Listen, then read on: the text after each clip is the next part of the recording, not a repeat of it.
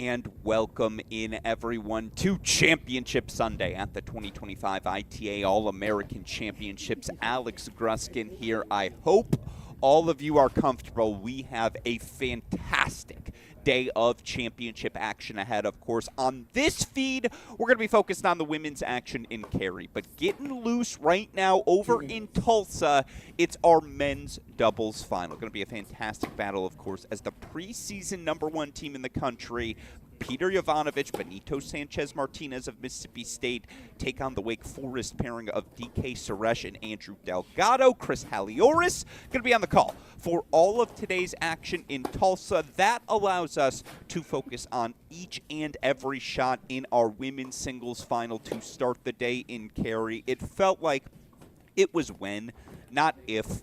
When would we see Stanford sophomore Valerie Glasman compete for her first serious national final here at the collegiate level? Well, of course, Glasman did exactly that this past summer. She was your 2025 USTA Collegiate Wild Card Champion. She earned entry into the U.S. Open main draw accordingly, and let me just say, the Stanford sophomore has been exceptional here this week as she has worked her way to the final, of course, yesterday for Glasman.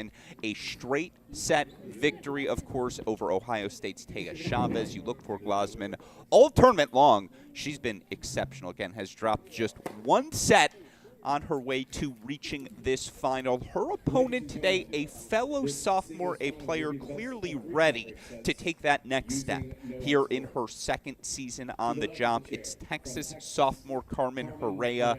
Of course, look, there was plenty of pedigree for Herrera as she entered her opening season on the job in Austin last year, but you look for Herrera here now entering this 2025 season. Of course, Herrera, a #9 overall seed at this year's women's event. You look at the ITA preseason rankings, Carmen Herrera coming in at a comfortable #21. Of course, Glasman, your preseason #6 player in the country. So, yeah, top 25 battle in our first national final of the season, the symbolic ceremonial start to a new college tennis year. This is what it's all about. Championship Sunday, ready to rock and roll. It'll be Herrera to serve first. And now let's say those 4 magical words. Let's play some tennis.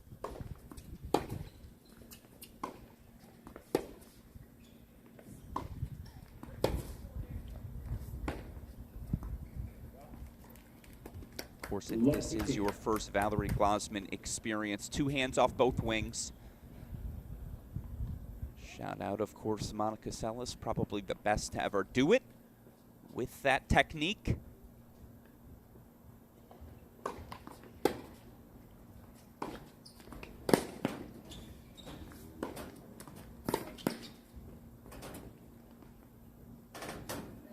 Fascinating to see the tactics that'll be employed by Herrera here today. Yesterday it was a more defensive posture, outlasting Ohio State's Luciana Perry as she did. I don't know if that's going to work today.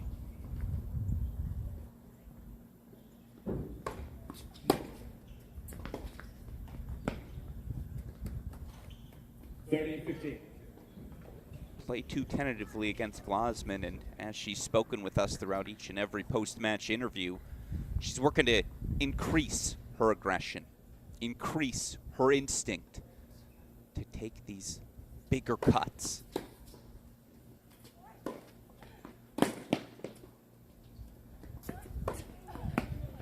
That'll work against anyone. 40-15. Aggressive swing from Herrera, and I'd love to see her follow that forward, take that one out of the air.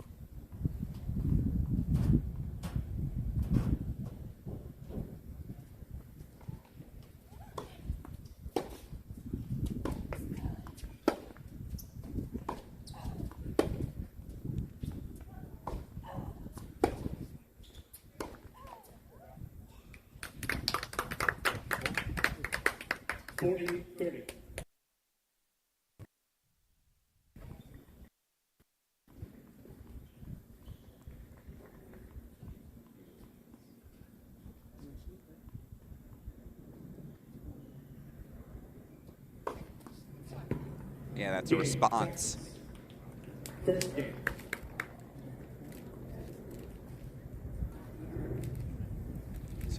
Herrera on the board for 1 love.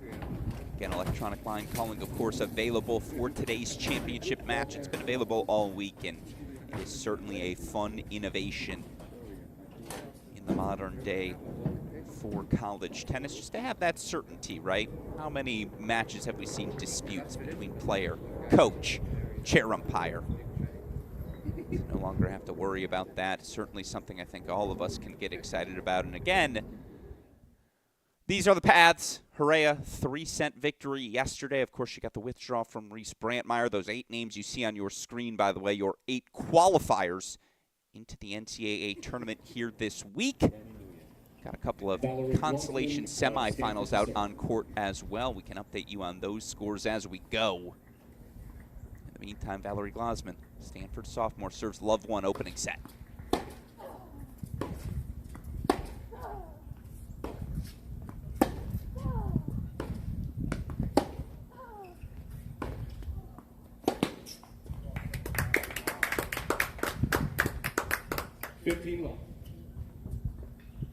Again, consolation semifinals on site today in Cary. Significant. Why? Well, your consolation finalists, they're going to clinch their spots in Orlando as well.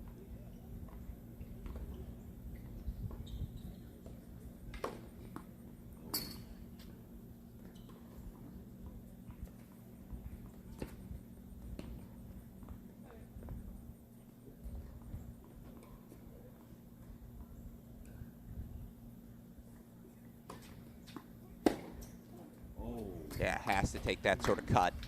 Has to be willing to step in, punish a second serve that sits in the box like that. Let's just show you quickly. A 6-1, 4-5 lead for Piper Charney of Michigan as she takes on Pepperdine's Anastasia Greshkina. And then, story of the tournament, App State senior Savannah Dada Mescal, 6-2, 4-2 lead. She leads Auburn sophomore Ashton Bowers.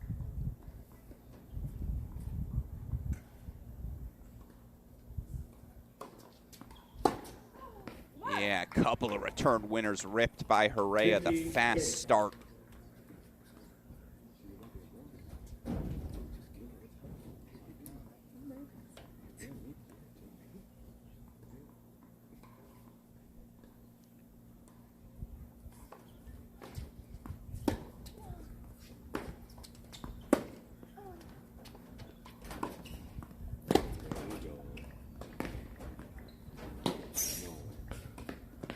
Said that's the gear she's trying to build. 31. That first strike, front foot tennis you need to thrive, not only at the collegiate level, but of course at the professional level moving forward as well. And those are Glasman's aspirations. Really well constructed point for 30 all.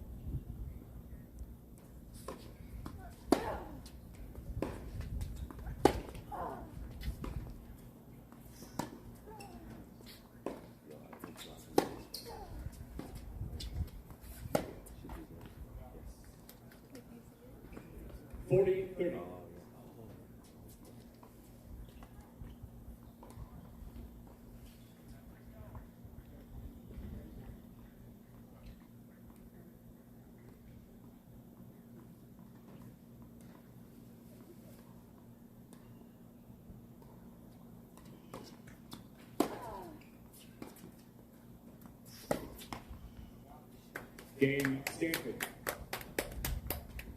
1 game off at first set. Good hold for Glasman. She levels things 1 apiece.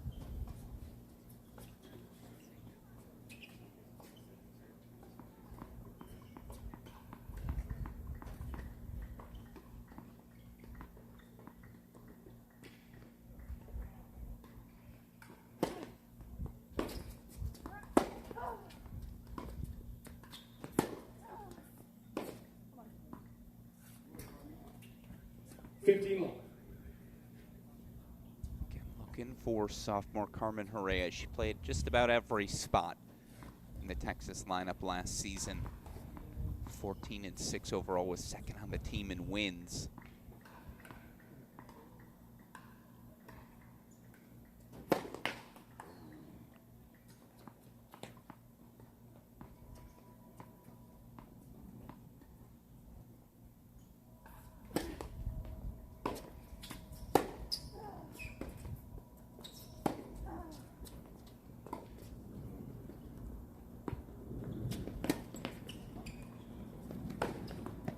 That's really well done. Changing speeds there so well does Glasman. Of course, Glasman played exclusively in the top 2 spots for Stanford last season. I believe the combination of her and Kan Ma undefeated at that number 2 singles position.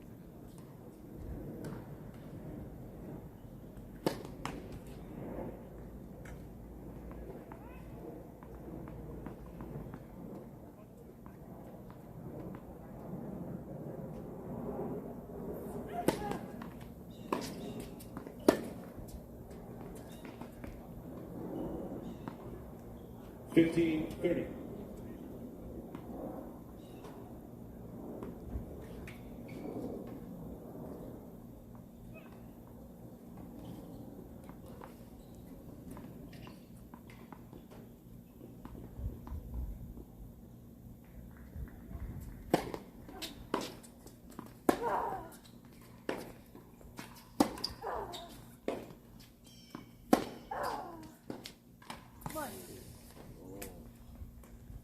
Thirty more.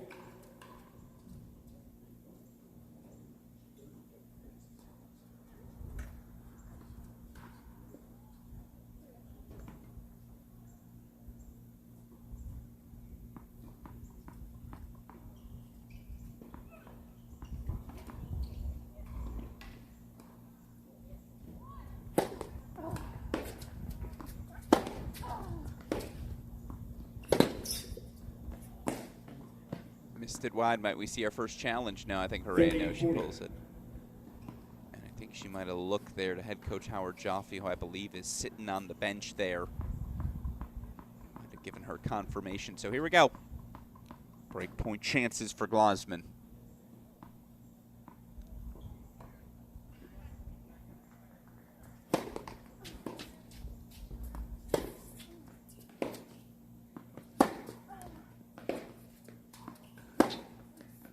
No, pulled it wide as well. Game, Stanford. So Valerie Glasman Stanford leads 2-1. breaks serve, makes our first move here in our singles final. A 2-1 Valerie Glasman lead as get an ideal morning for tennis. Here in Cary, North Carolina, of course. Cary Tennis Park's been the home, I want to say, the last 4 seasons for these ITA All-American Championships, and certainly again to see just about all of the top talent we have in the country competing here this week to kick off a new season. As I alluded to, again, some critical consolation action happening on our outer courts, and there you see Anastasia Greshkina of Pepperdine has forced a 3rd set.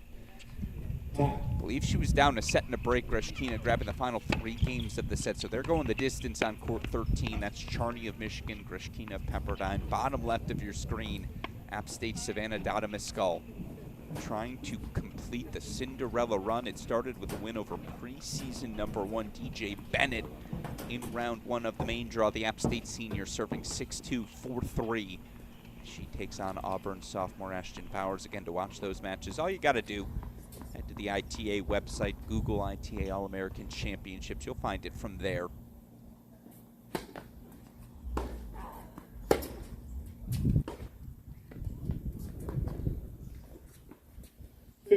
Feels as though Carmen Herrera is going to have to take some serious cuts on the return of serve.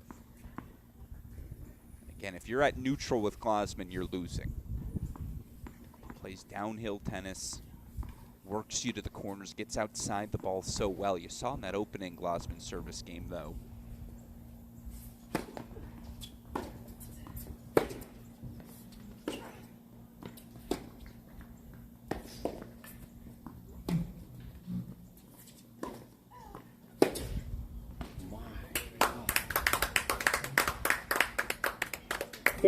Okay, ball called good.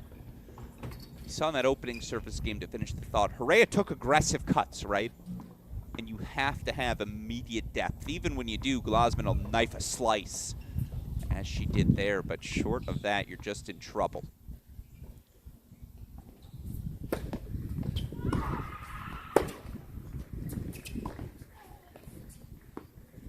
Ooh. Nearly landed good. There you see the composed sophomore, Valerie Glasman. 40 love. Quick look to consolidate.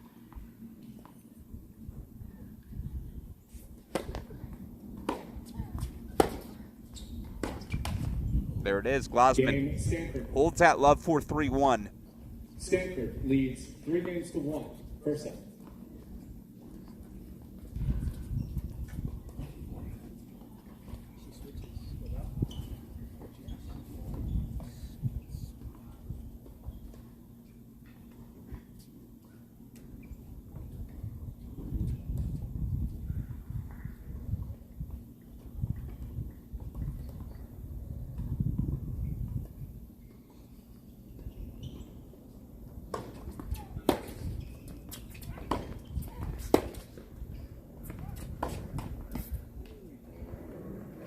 Love 15.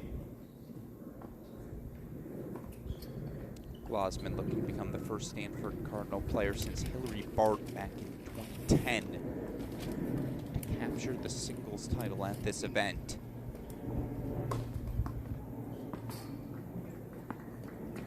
Stanford 4 champions of this event, tied for the most all time with Florida.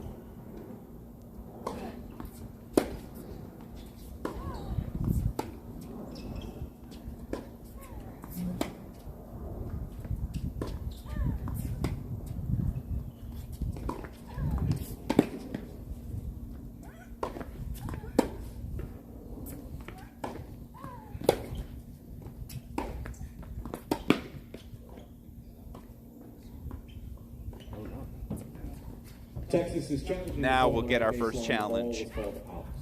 May not have heard the call, but saw the finger go up there for Glasman. Correction, the ball is good. Wait, what? And there you see the ELC offering us our first overrule. Certainly was close. Again, the certainty of the that the ELC provides, I think that more than anything is what we enjoy. So, all right. On the board, Herrera. Can she find ways to play a little easier offense?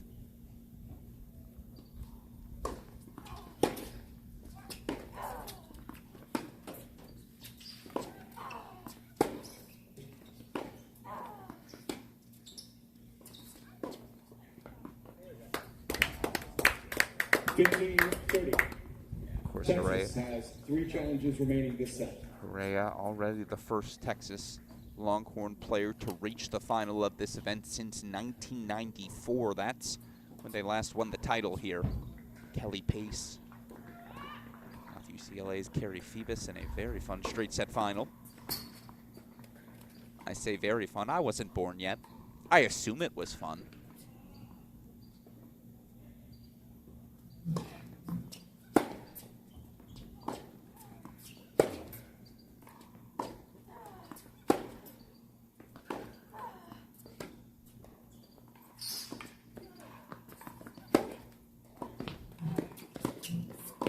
Ugh, so good. 15-40. Just doesn't matter. That little slice short angle. Dips a couple of passing shots at the feet of Herrera as well, and now Glasman a chance to really separate here in our opening set.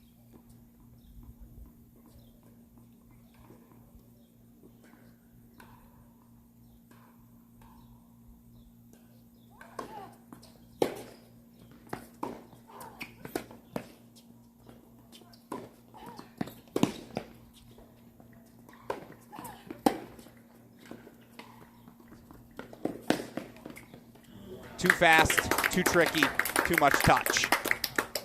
Game Stanford.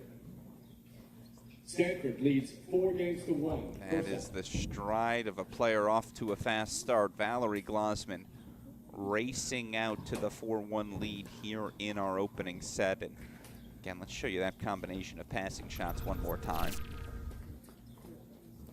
She had a couple of overheads here, did Carmen Herrera. Didn't do that poorly with them. good, sometimes not good enough. That's the case here as, again, Gluskin. Double break 4-1 lead. Again, we got a lot of good action on the board today. Women's singles final, the 4-1 lead here for Gluskin. But, of course, you see our doubles final coming up a little bit later. Gillaney, Nahum of Oklahoma.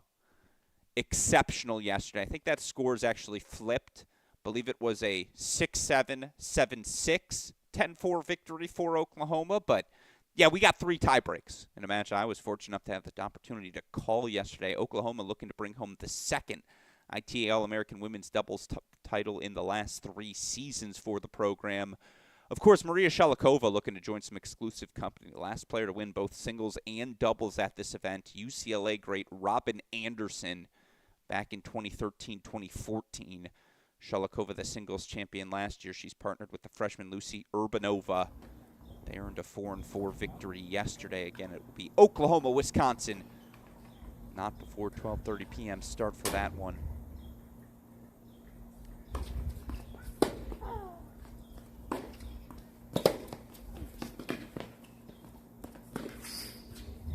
I don't know what you do. If she's going to add this new gear, 15 and again, in terms of pro upside, it's different conversations. I can tell you this. The immediate future in the college career of Valerie Gluskin, there are going to be a lot of wins.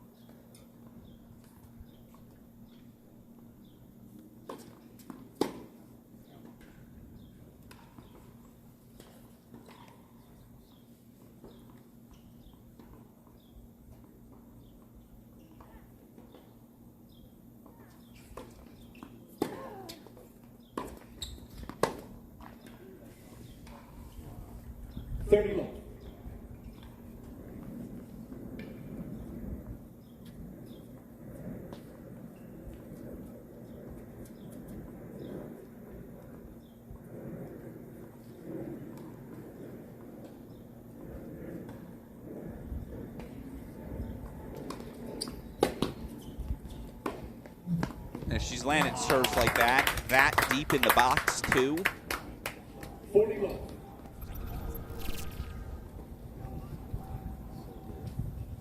Just a wide open lane to attack with that +1.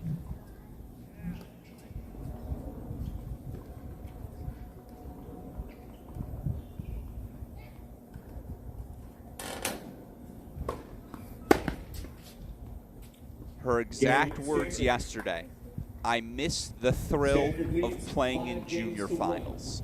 It's what she had been chasing here this week. Well, she's back in a final, and she looks ready for the part. 5-1 out in front is, by the way, App State senior Savannah Dada-Mescal through to the NCAA tournament. Clap of the hands for the App State senior. She is your story of the week.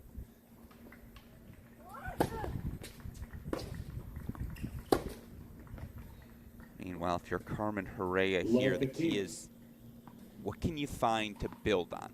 This set might be slipping from her.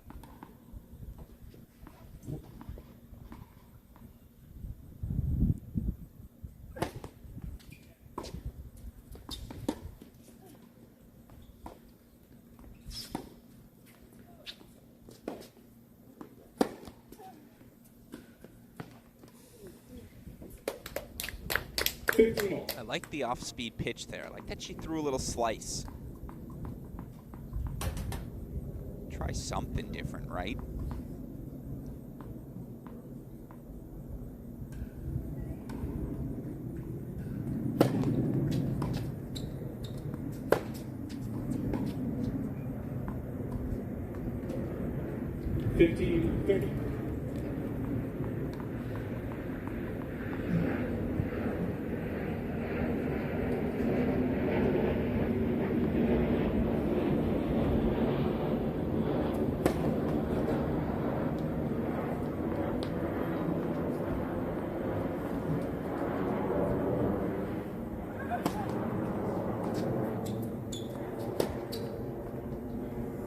Break point chances and set point chances here for Valerie Gluskin.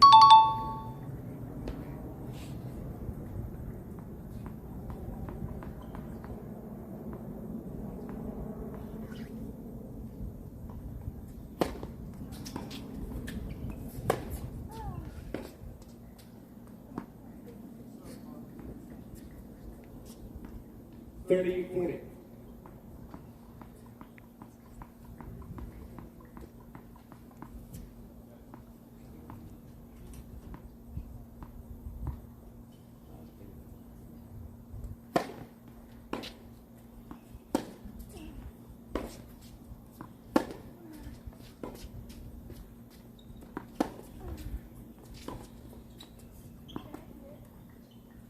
Texas is challenging the call on the left baseline. The ball is called out.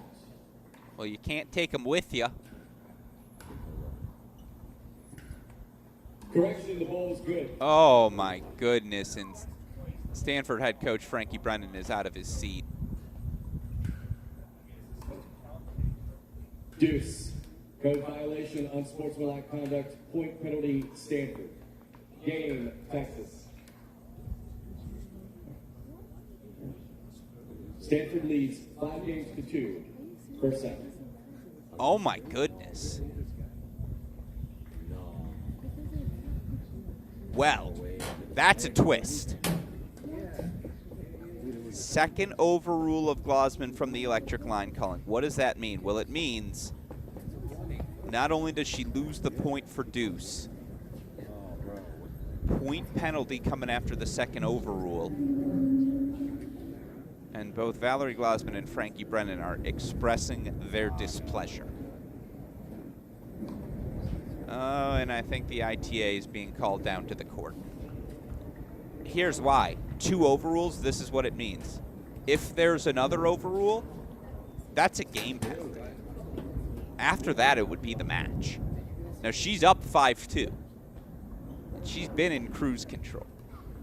And she was pretty confident about that call.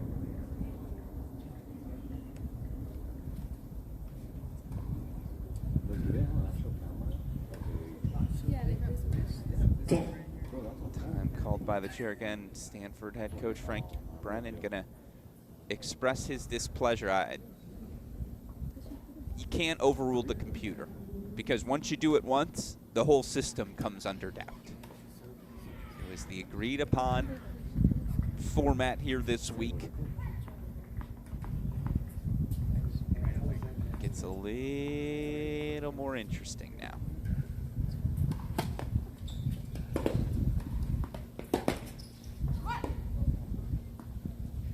Low 15. And that's the aggressive cut on return she has to take.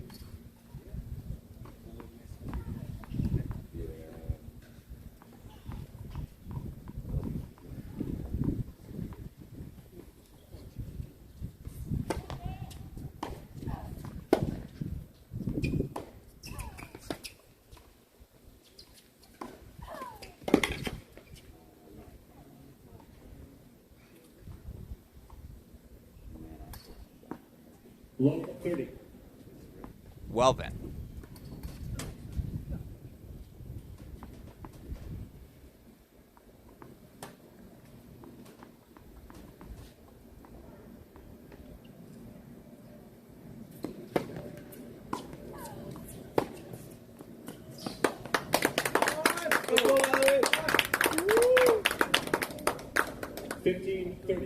Just wonder again what's going through Glasman's head. Yeah, she's got a lead, but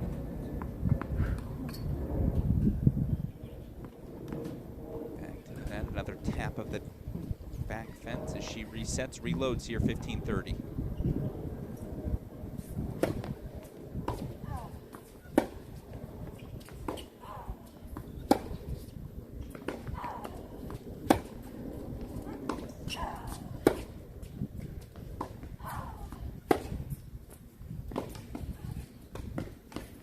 That's a no-doubter. And that's what we've seen for most of this first set is. 30. Glasman keeps on rolling. You see that constant dialogue. And credit to head coach Frankie Brennan. Love to see a coach fight for their player.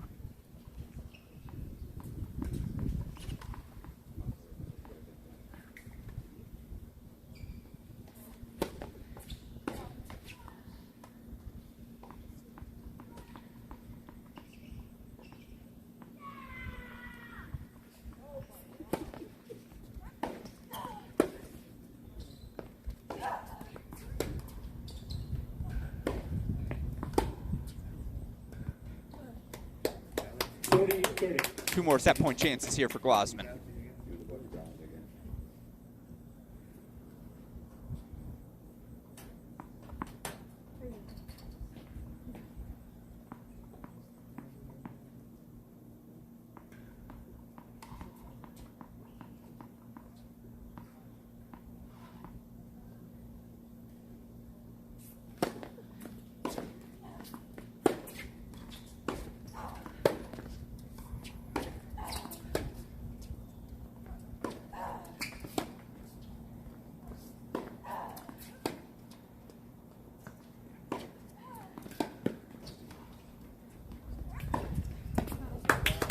Another one.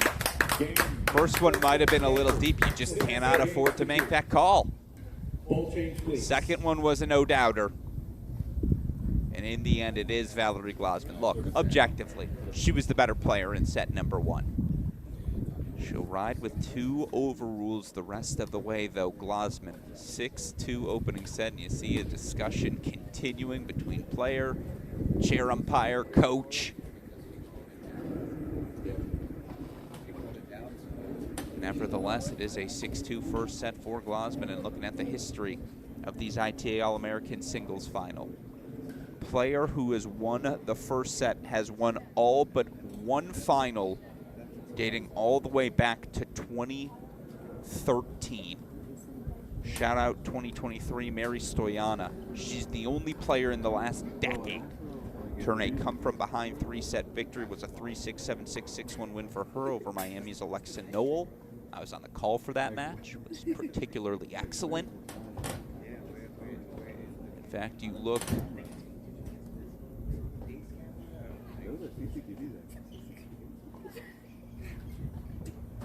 in the illustrious history of this event. We've been playing it since 1983.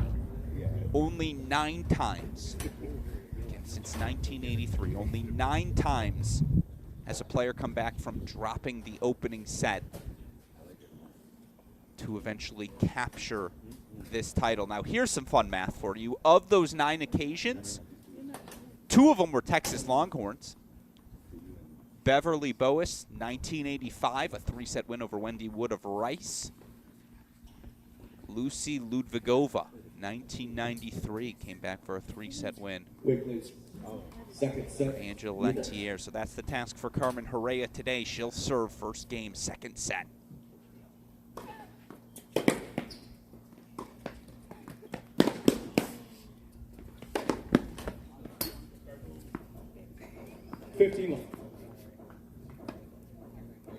That's the definitive overhead that perhaps she was missing.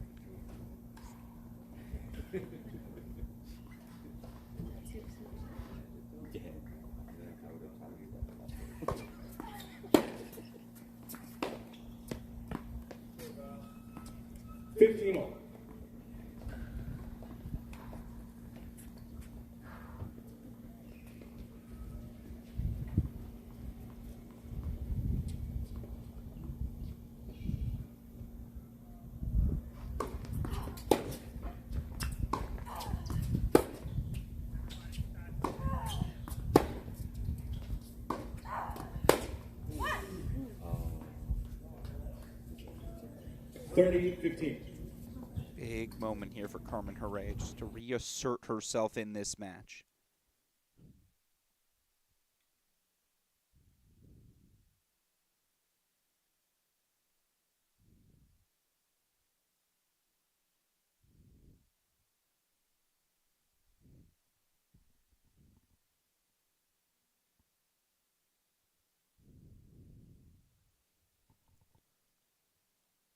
Apologies, I think our camera froze on us, was trying to see what went wrong there. Let's check on our crowd cam.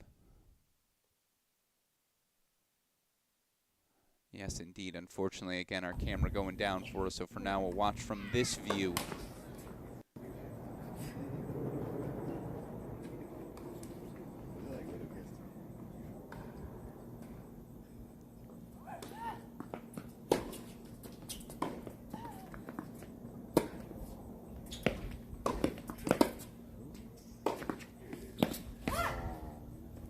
There we go. 40-30. So 40-30, the count here. No game point missed. My apologies for that.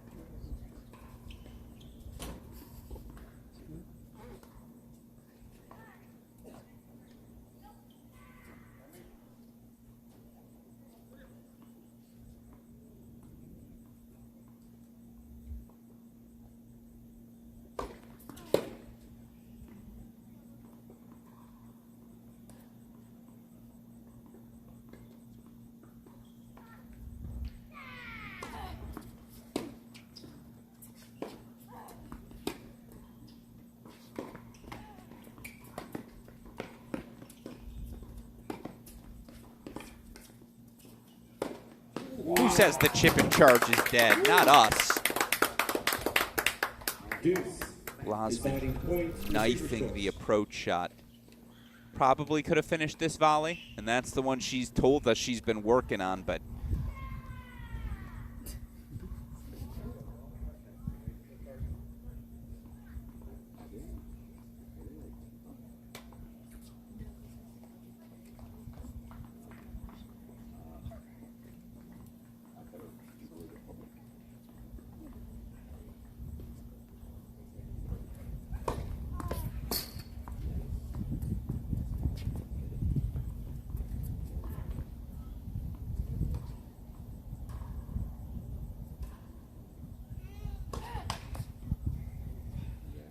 Game Stanford.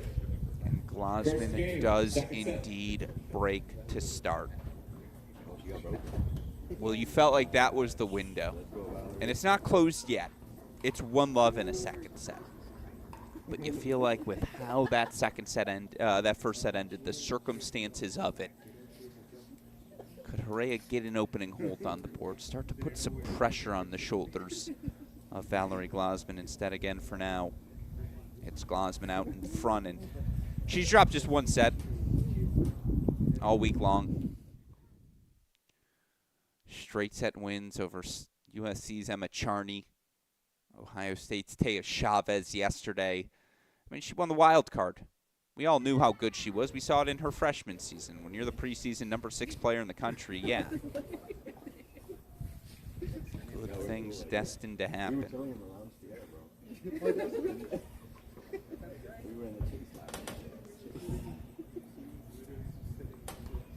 Yeah, she was like right here.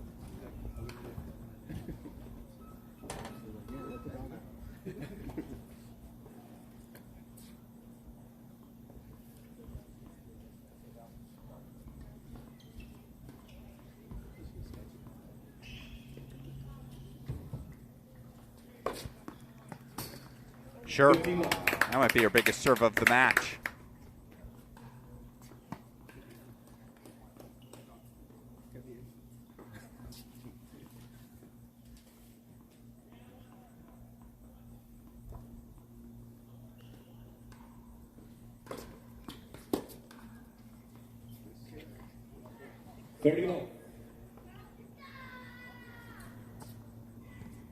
Just a quick reset, a little sigh there, a deep breath. Can she find a way to work herself back?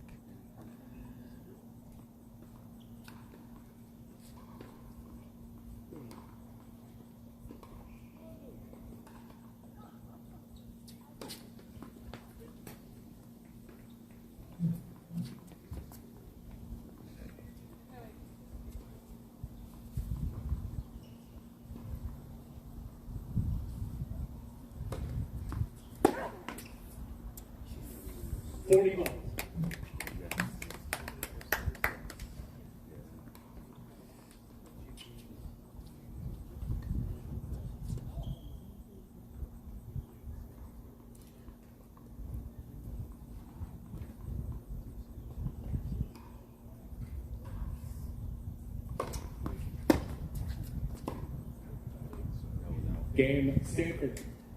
Yes. Stanford leads 2-0. Second set. Set, break, consolidated.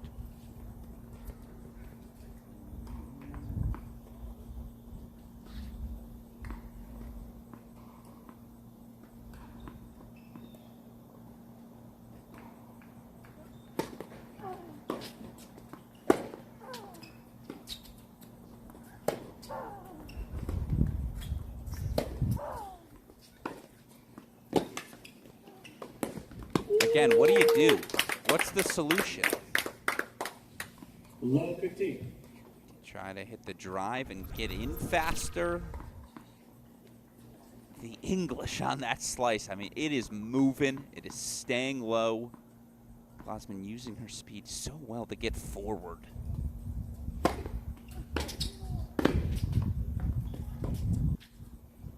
And then you try the serve and volley, and she does that.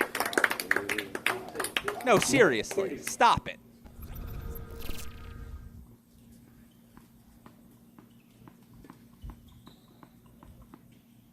And it's a picture-perfect topspin lob.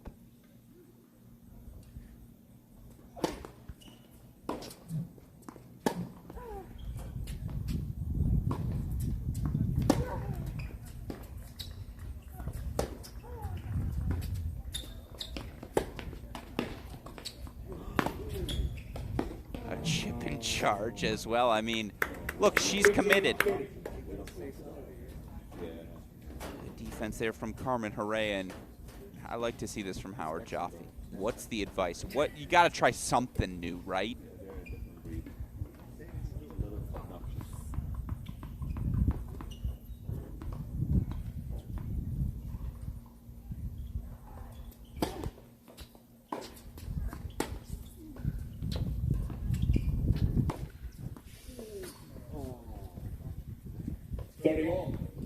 All right.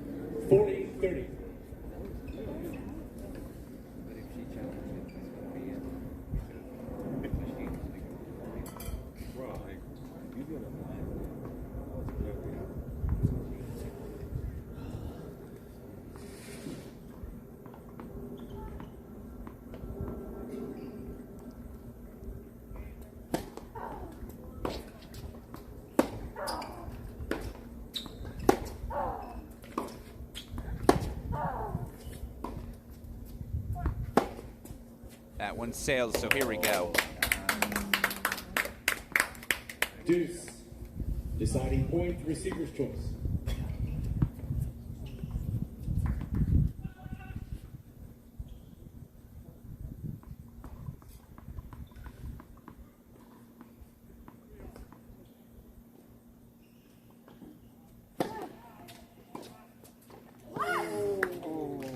Game, Texas. Had to have it. Stanford leads 2-1. Second set. Carmen Herrera on the board. Still it is again. The Stanford sophomore Valerie Gluskin setting a break lead 6-2, 2-1. Mentioned it earlier. Officially in the books on court number 15, so much so that the cameras turned off. Savannah Dada Mescal, the App State senior, books her spot in the NCAA tournament.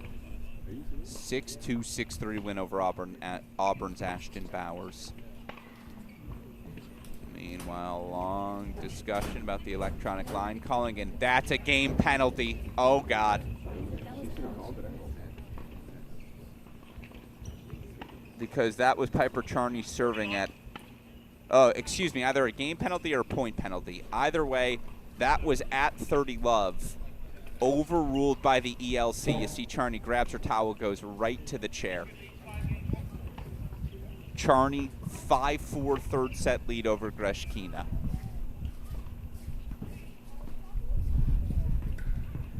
Apoplectic. A sophomore to be overruled, pointing very clearly to a spot she saw the ball hit. Don't hate the play, I hate the game. 5-4 deciding set. That one again available via the ITA website.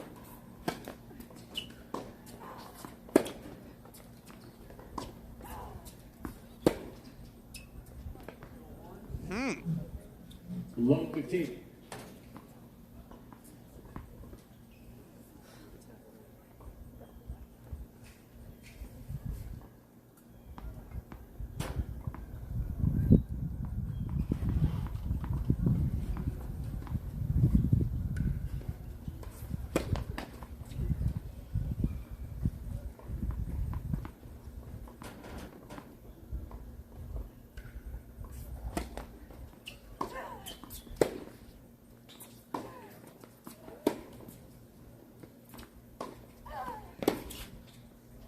She's certainly swinging now.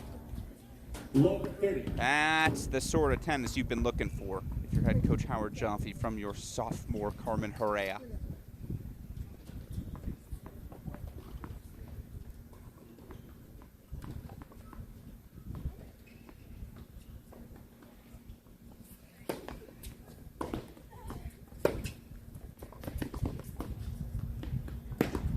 Yeah, no doubt about it. Another foray forward successfully.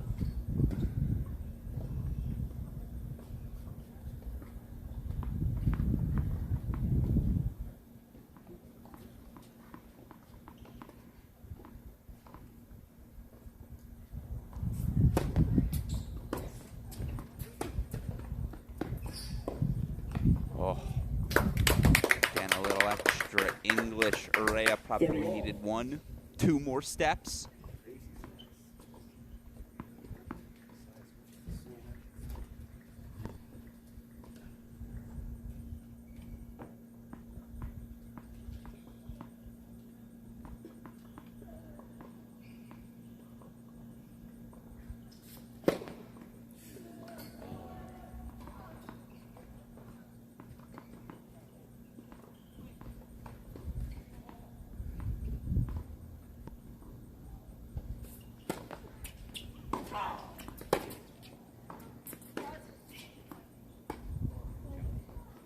Stanford is challenging the call on the left baseline. The ball is called out.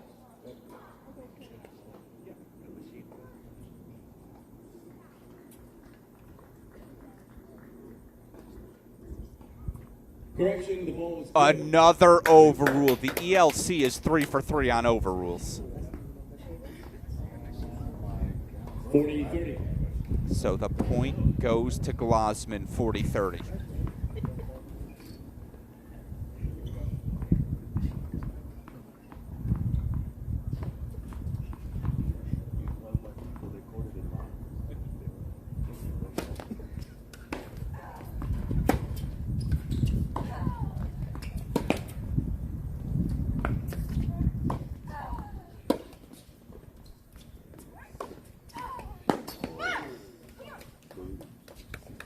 Deuce, deciding points, receiver's choice. Feels like a big moment. Chance for Urea to level things on serve. And dare I say, capture a little momentum for the first time in this one.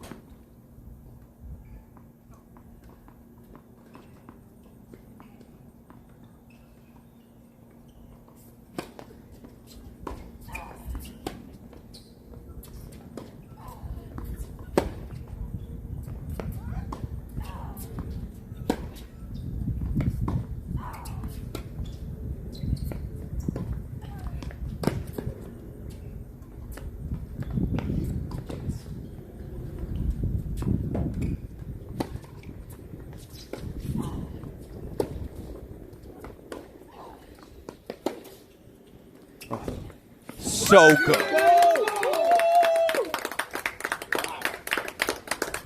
To come up with that sort of depth. And this is what makes Valerie Glasman a special prospect. Watch this ball she hits. Look at how she gets outside of it. Not only is the requisite depth there, that ball is moving left to right.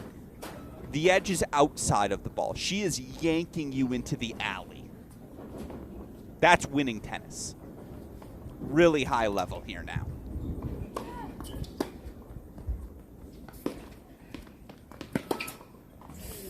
And if she made that, we should stop the match. 15.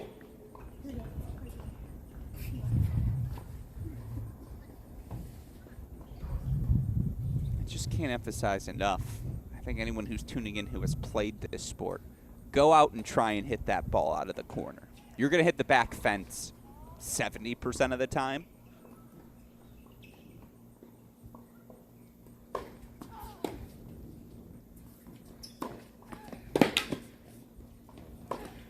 Yeah, authority. Urea's finding a little something, getting forward now, knocking off some volleys.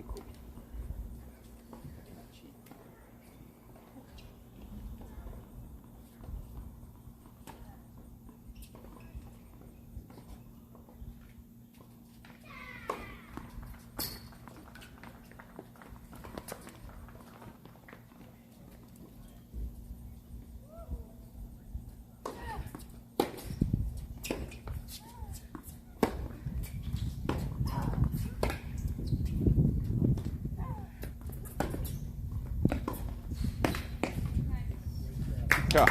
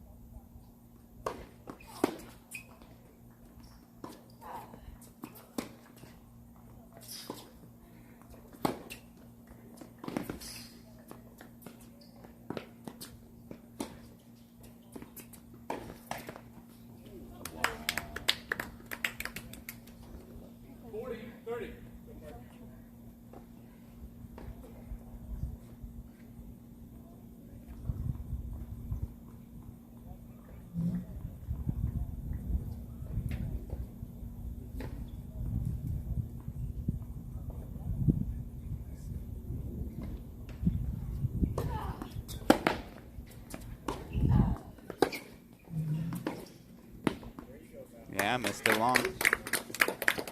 All right. Do you call this a de facto match point? Maybe still a little too soon for that sort of hyperbole. But this is a moment.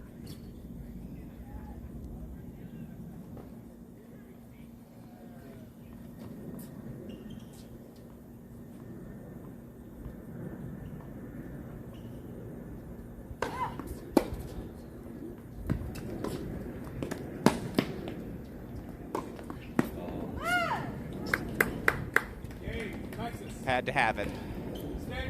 Had to have it, and she does grab it. So it is still a set and a break lead for Glasman. But staying tough. Carmen Orea keeps it a narrow deficit. And look, had to pop over. 6-5. Deciding set. Charny Greshkina. At that point, Greshkina now 30-15. In that 5-6 service game. So might we have a deciding set tie break to figure out who's headed to the NCAA tournament? If we do, but I'm feeling nervous.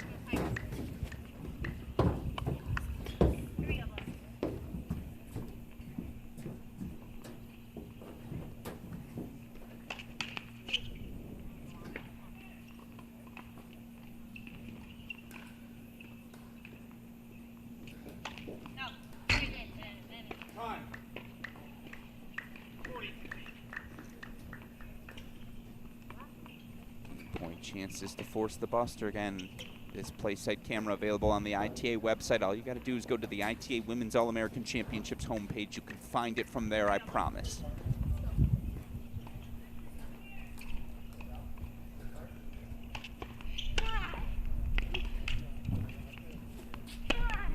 Charny goes wide, so it will be a third set buster.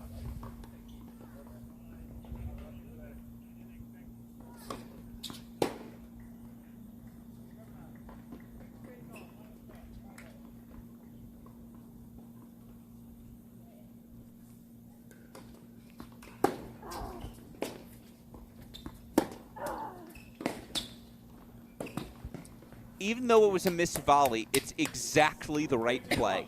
It's just better. It really is from Carmen Herrera. That's got to be the play she commits to. You're going to miss. Everyone does. But that's such better point construction.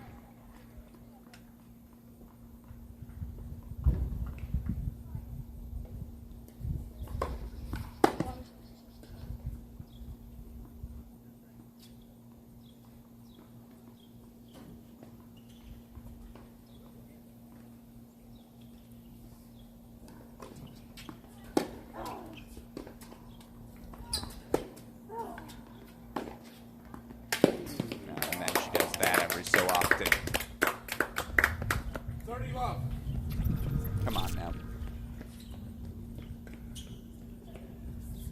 lulls you to sleep with the slice, proactive footwork, and yeah, it's a good lane to find.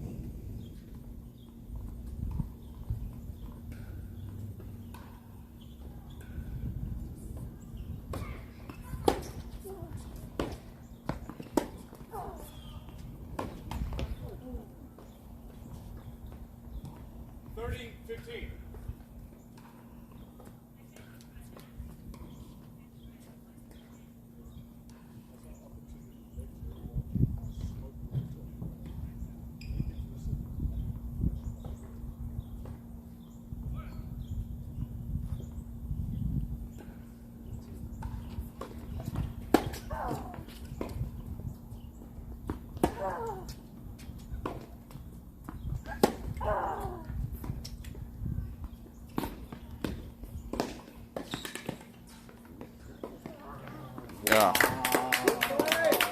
A little slice. Just baits you forward, right?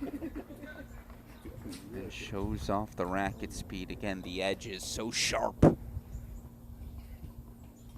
Game point chances for 4-2.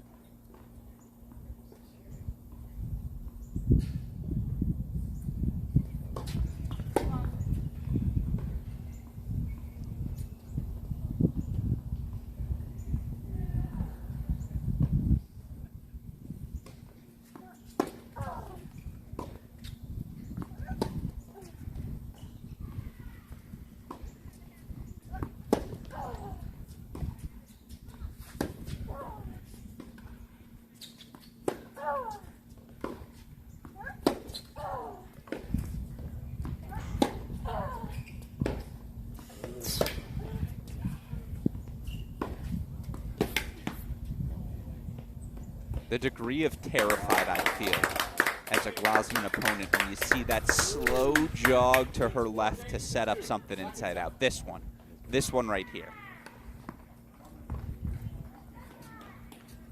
The rhythm of a prize-winning athlete, just the da-dun, da-dun, da-dun, da-dun.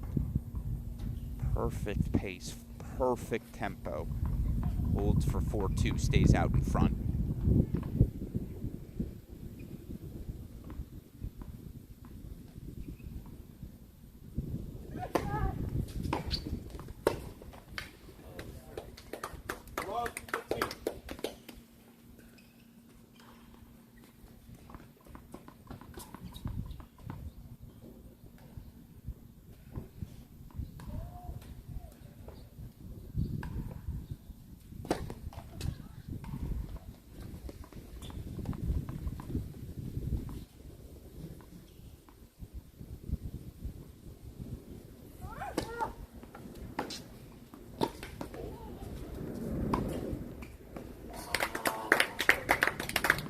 Suffocating, it really is. Again, if you're Urea, when has the success come? It's when she's gotten forward. It's when she's been the aggressor.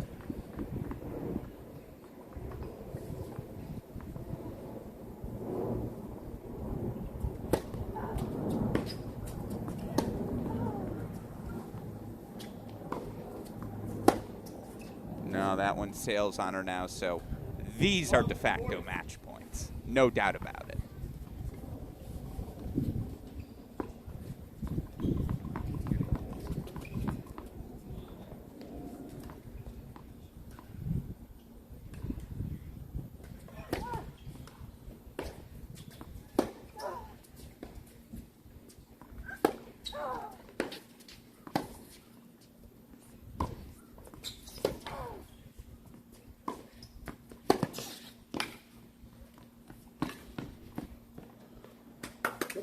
Missed it wide. Gruskin. 5-2 lead. A game away from etching her name in history. And again, Alex Gruskin here. Let's race to it, see if we can catch the end of that deciding set tiebreak. Might already be in the books. No, it's not. Oh, Nelly. And where do we hop in? Gruskin is serving 3-6. By the way, Alex Gruskin, no relation to Gruskin. I bet a couple.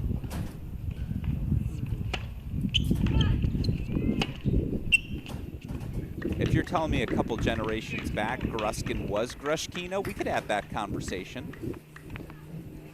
Go do a little research on the Ancestry.com. Grushkino ripping a backhand cross. I'm not capable of doing that. I guess it's good to know it's in the genes. Might be in there somewhere. She serves 4-6. This is, again, she's down match points.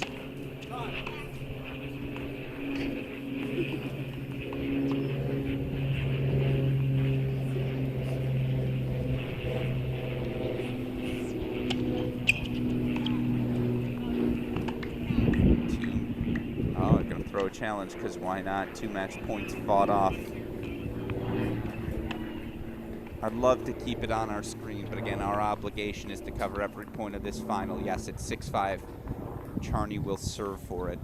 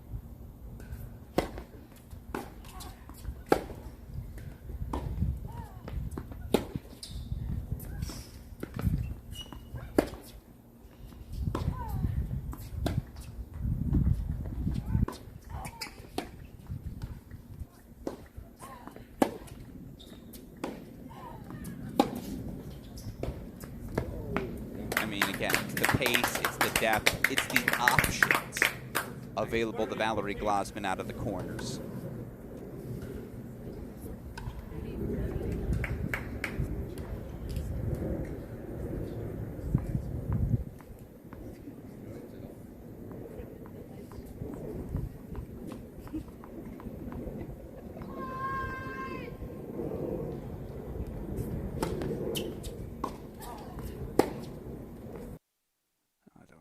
To us.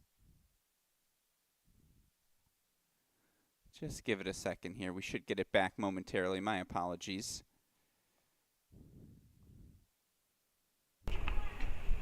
There we go. Indeed, we did.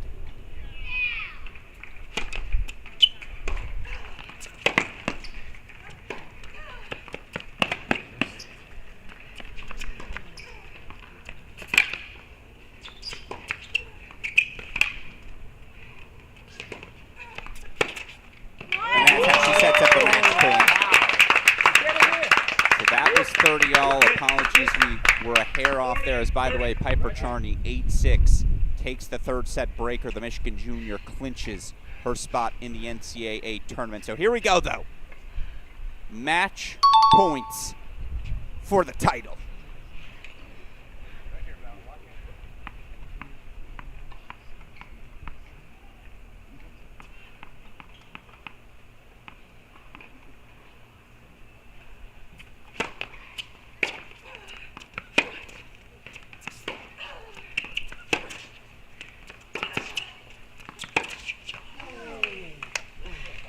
Not yet.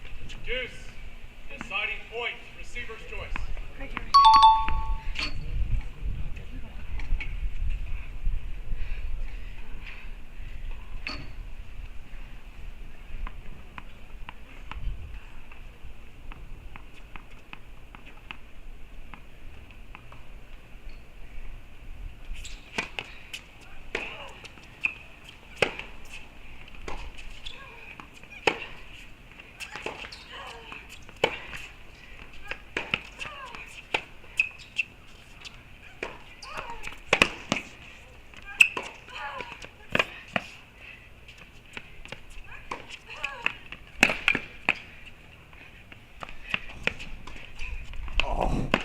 Unbelievable.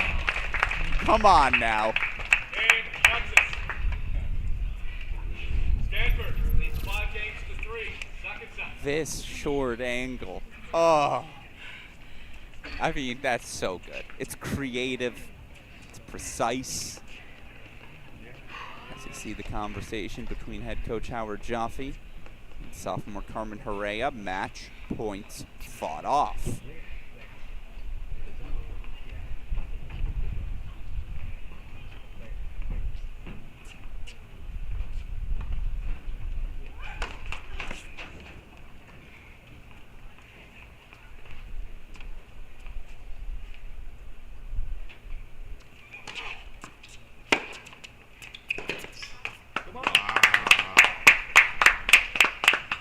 Love 15.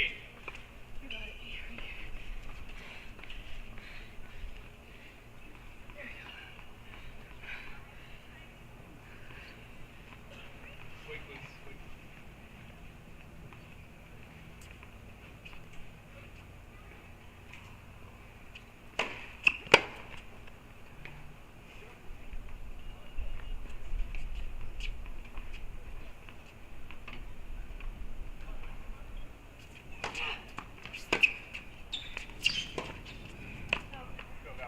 But right back comes Glasman, and my apologies for the delay in updating our scoreboard. Love 30. She's 2 points away once again.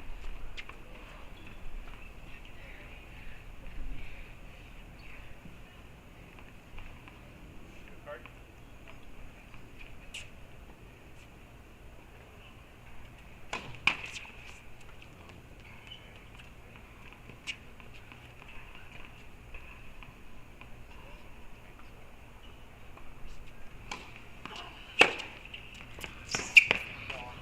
She's got match points.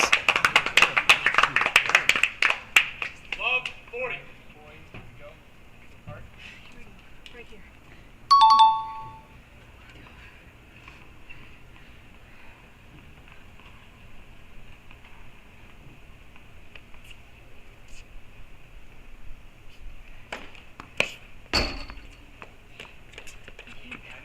$15, 40.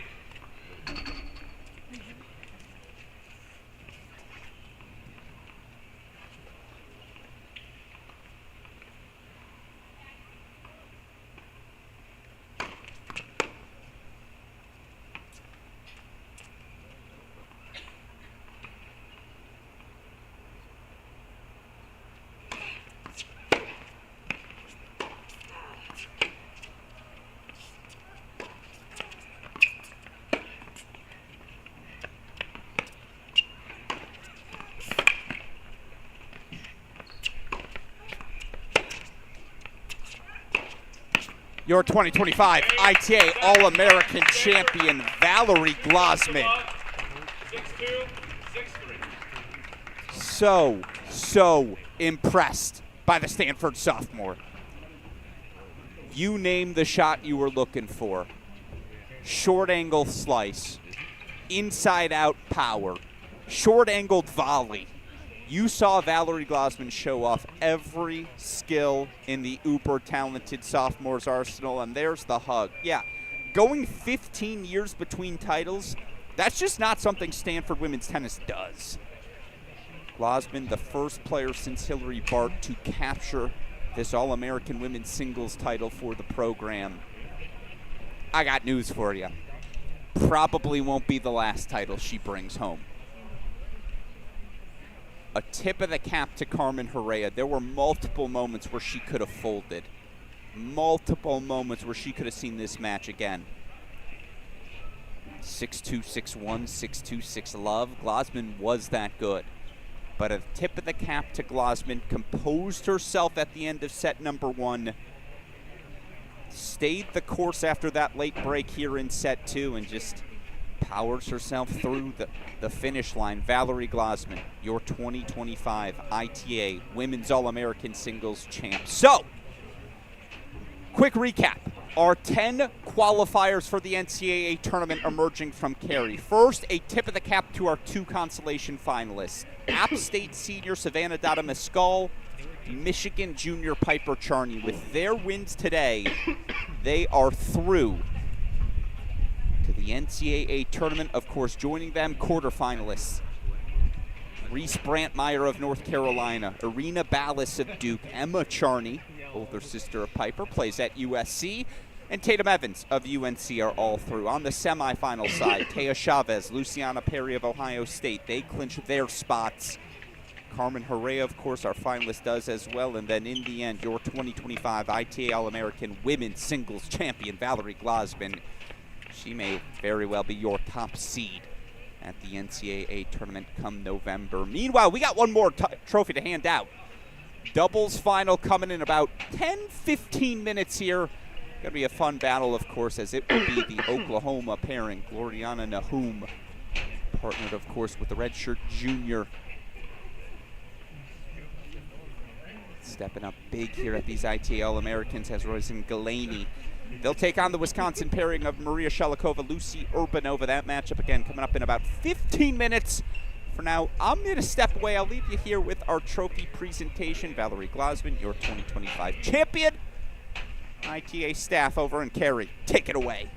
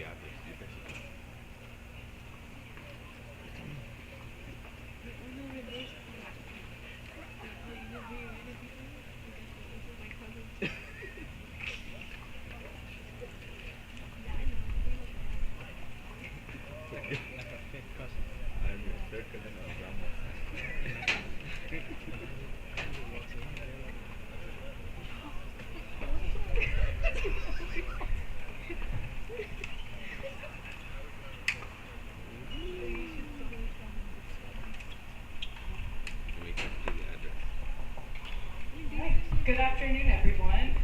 Thank you all for being here to enjoy such a great championship match today.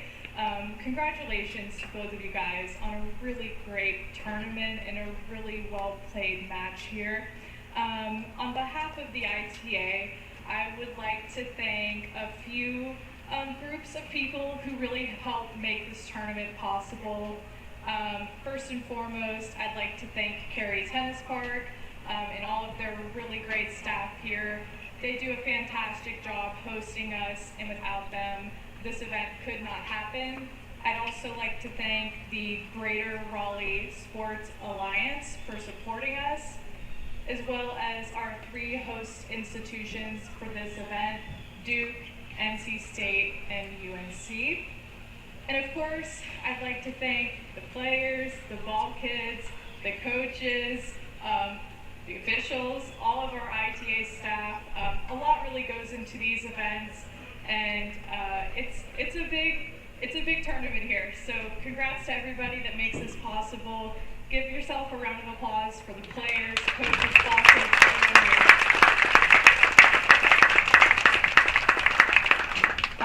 Finally, I'd like to thank all of our partners at the ITA, especially Cracked Racquets for their media coverage throughout this event, and Play Replay, who has been here all week providing ELC.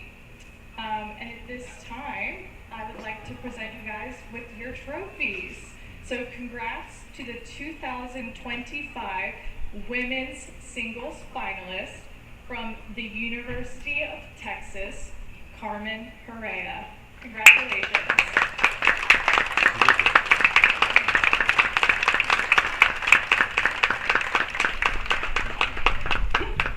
Carmen, do you want to share a few words about your experience this past week? Hi everyone. I would like to start by thanking ITA for this event. My coach and my team, even though most of it wasn't playing in this event. I would like to thank the officials. They made this tournament very welcoming for me, and it's always a pleasure to come back. Yeah, thank you guys for coming to watch. It wasn't too long, but I hope you had fun watching us, and I hope it was worth the while. Thank you.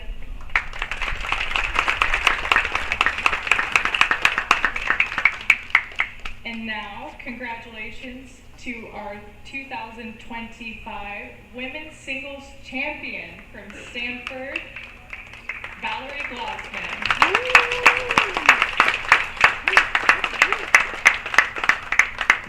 Valerie, do you want to share a few words about your experience this week? Unreal experience out here in Cary. I'm so happy for the outcome of this tournament, obviously, but for how hard I competed in this tournament. And I want to thank, obviously, everyone who came out and supported, all these ball kids, physios, officials, tournament directors. Sorry if I'm missing anyone, but also Coach Frankie, thanks for being out here for like 12 hours a day, every day. And shout out to my teammates who are now back on campus. Everyone was so supportive. Shout out to my family back home. Thank you for always supporting me as well. And great match to you, Carmen, everyone else in this tournament, but you fought super hard. I had to work really hard for that, so thank you. And thanks for pushing me to be a better player.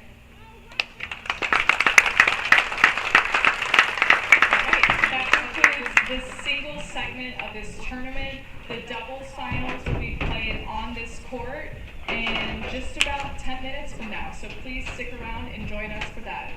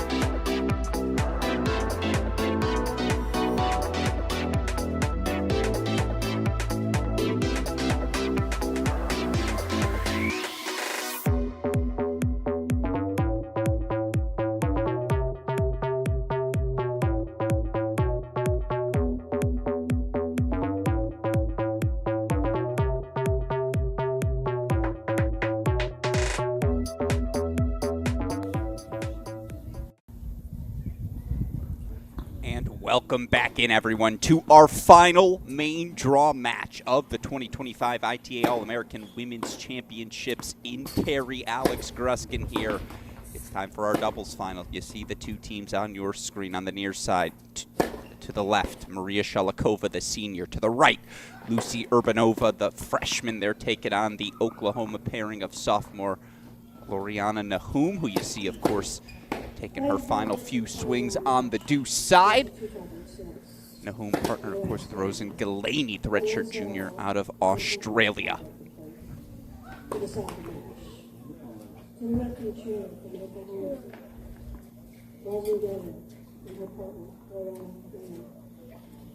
the right of the chair from Wisconsin, Maria Shalikova and her partner, Lucy Urbanova. Wisconsin on the toss, and left to the receive. Time.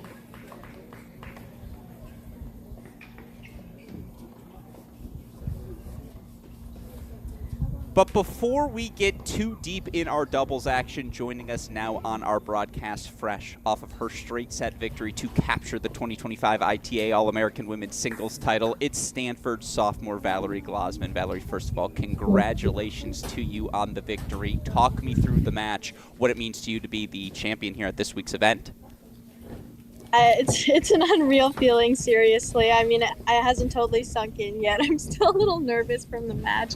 But, no, it's a great feeling and a good ending to the week. Obviously, I like to take it match by match all the time, and I think I did a great job doing that during this tournament. But then, obviously, since it was the finals today, I was like, I really, really want to win. So I did get pretty nervous, but I feel like I still stuck to the formula and tried to assert some aggression during the match, and I think that ultimately pulled me through because she started out super aggressive as well. I mean, she's a great player, super fast and solid, so I think right off the bat she was really trying to attack me, and I just knew that the only way to do well in the match was or at least the highest probability for me was if I just started attacking. So I tried my best to do that, even though obviously I was a bit tired. It's been a long week, but I'm really happy that the outcome was good for me. No, it was so impressive to see, and I think about a moment in particular right away, that first service game you played, where it felt like the first 3 points she did lace a couple of big returns to pressure you.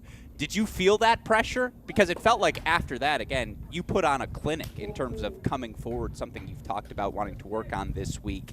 How much of that aggression came from just that early opening game adjustment?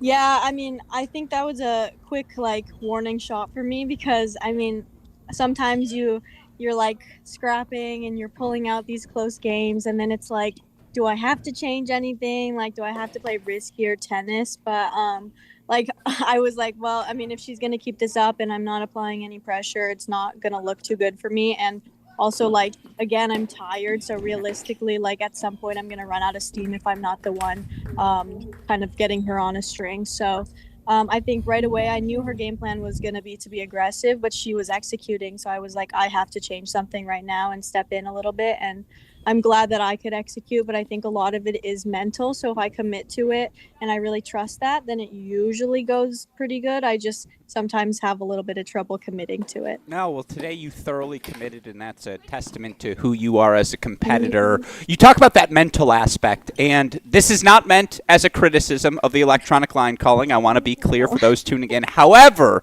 there was that moment at the end of the first set where obviously it was a second overrule, and I'm just curious what sort of pressure that put on your shoulders and how you went about dealing with it in the moment. Yeah, I mean, it's a really tricky thing because I don't think once last year, in the entire last year, I even got to the point penalty stage. I think I got overruled maybe 3 times total last year. So to get 2 in one match and already get the point penalty, I was like, oh my gosh, I mean, a game is huge. These margins are thin, as I've mentioned before. Anything can happen. So 1 point, I mean, I had that 40-30. I forget if that was for set. I think it was, right? For set. And I mean, I thought I had a couple of points to work with, and I thought the ball was clearly out, but I mean, obviously I'm not sure. But I thought it was out, and so I thought the set was over, but then suddenly I lost that game, and then I was like, oh my gosh. And basically after that, like anything I called, like I was like super anxious about calling things because obviously like it's close to the line and she still has like maybe 3 challenges. So I'm like, well, she could challenge anything. Nothing against her, like why not? But then I'm like, oh my gosh, can I even call anything at all? And like I know in the very last game of the match she aced me and it was a close serve. I don't think I would have called it, but I was like thinking about it and then I was like, no, definitely. So yeah, it was tough. Definitely like was in my head and I had to work through that. But ultimately I was thinking like it shouldn't be getting to the point where I have to rely on like a very close call to win these games. But it is like when it gets tight, it is tough. No, I think there was a moment right after that overrule happened, the first point at 5-2, where you hit a clean volley winner. And I'm sure in your head you were like, yeah, that's better. No doubt about that one. And certainly we were feeling that as well. And, you know, now, I don't know if you know this, you're the 4th Stanford women's tennis player to capture this singles title. With this win, by the way, Stanford moves to number 1, 5 titles at this event. A shout out to the card.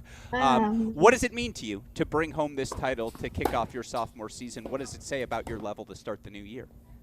I mean, I feel really good, obviously. I think mainly it's like a testament to being focused on the game plan and being focused on my goals because a lot of times I do get lost and not really sure like what my style is because I do like to change things up a lot, but a lot of times I can be a little too passive and that's not the way I want to play. So even though I did like last season, I still scraped out a bunch of matches, but I wasn't always super content with how I was playing. So to start it off with more of a bang and to like really mentally trust myself in these matches gives me like more trust for the future if I'm in a similar situation to be like, hey, like if I'm just like committed to my game, it's more likely that I'll do well. And even though it feels riskier to me, like it's honestly not. Like it's riskier to be the one running around side to side. So I think it just gives me confidence in a slightly bigger game and moving forward. And I didn't do everything perfect here still, which is honestly great because then I know I can still improve on a lot of things. But it feels definitely good to have some success doing the right things. Now, deserved success. You dropped just 1 set on your way to the title. My last question's a 2-parter for you. 1, how do you go about celebrating a moment like this? And then what does the schedule look like the rest of this fall as obviously you get ready for the NCAAs in November? Yeah, I don't know how I'm going to celebrate yet. We're flying back tonight. I probably have to, unfortunately, celebrate with catching up on some schoolwork because we missed this whole first week. But, I mean, it just feels good for me, and I can enjoy the moment, I guess, and then hang out with my teammates when I get back. In terms of the rest of the fall, I don't know. We usually take it, like, tournament by tournament, but I think we are going to play regionals. I'll see if I can play regionals with my I've had some shoulder issues. Reassess for singles, but I know for sure we're going to try to get a doubles qualification into NCAAs or at least like test out some doubles pairings since we didn't get anything over here. But so regionals, I think pretty much our whole team is playing. And then beyond that, I'm not really sure. Maybe sectionals for doubles. I don't know how it all works, but we're definitely going to try to get a doubles team into NCAAs. And then we'll see about like pro tournaments. Some of my teammates like Monica, Alyssa, Tianmei, they might want to play pro tournaments. Monica for sure. So if we can get a few of us going, we can bring a coach and then it's nice to go and travel for that. But it is tougher with school. So I'll have to see. But yeah, that's what the fall looks like, I guess. I like to hear it. And the good news is you don't have to worry about the schedule because you clinched your spot into the NCAA championships and bringing home a trophy as well. So Valerie Glausman, congratulations on an awesome week of tennis, a well-deserved title. I hope you enjoy it. And obviously, safe flight home here tonight. Congratulations on a week well done. Thank you.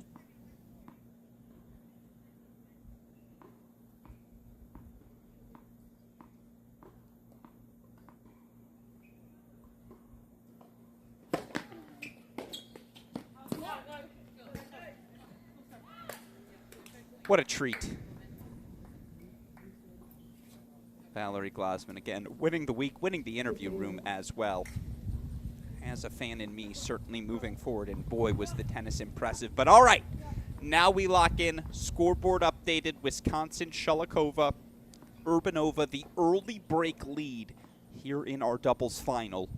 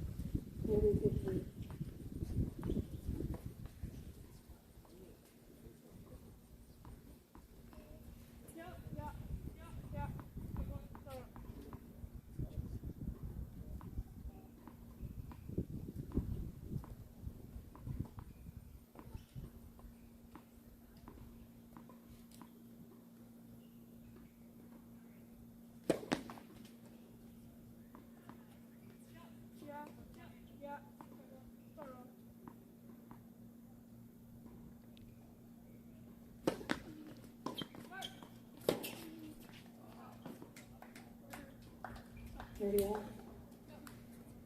Of course, yesterday, again, this Oklahoma team, sensational in what was a 6-7, 7-6 third set tiebreak, I believe 10-5.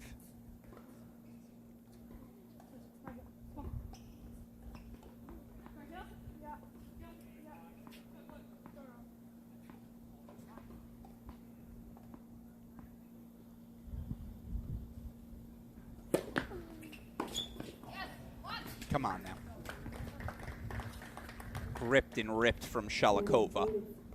More break point chances for the Badgers. Again, Shalikova trying to join some illustrious company. Last player who captured both the singles and doubles titles at this event in their careers, Robin Anderson, 2013-2014 for the UCLA Bruins.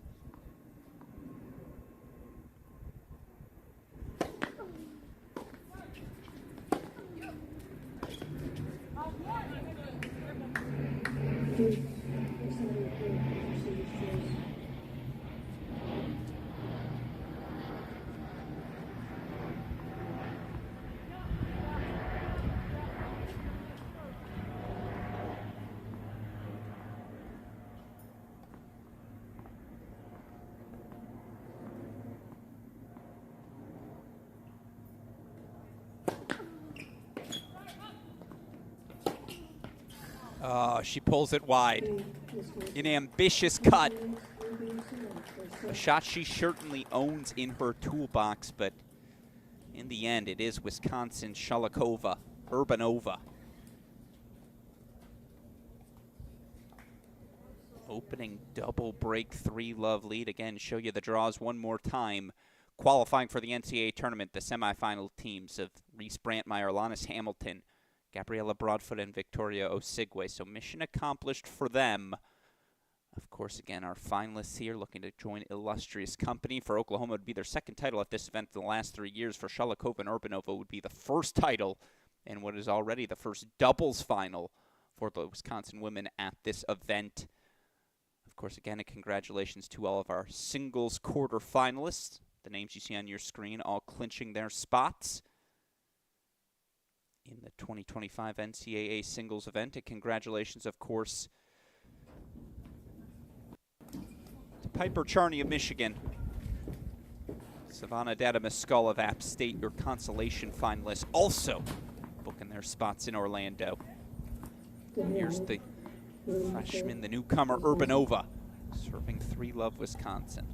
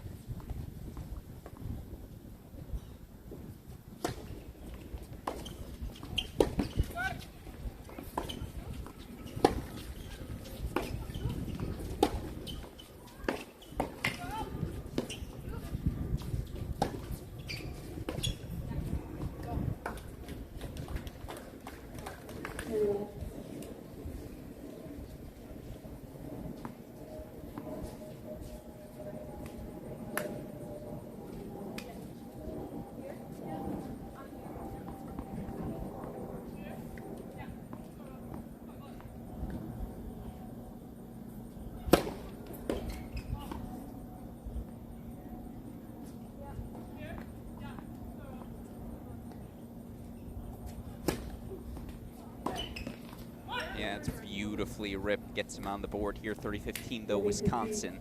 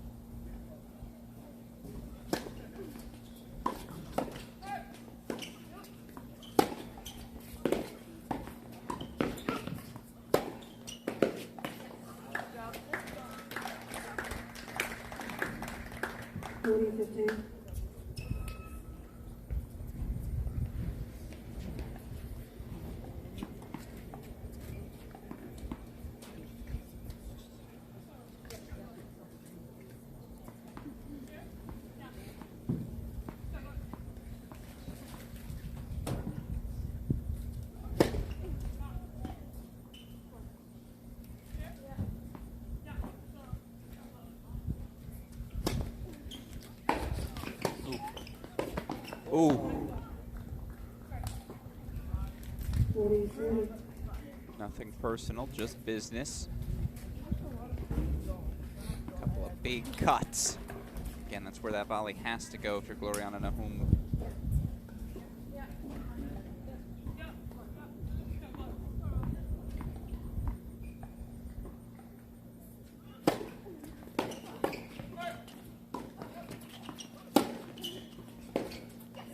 Good depth.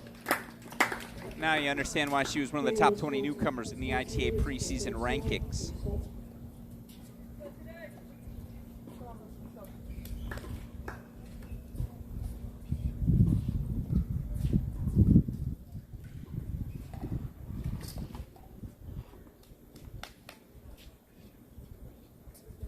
For Love Badgers.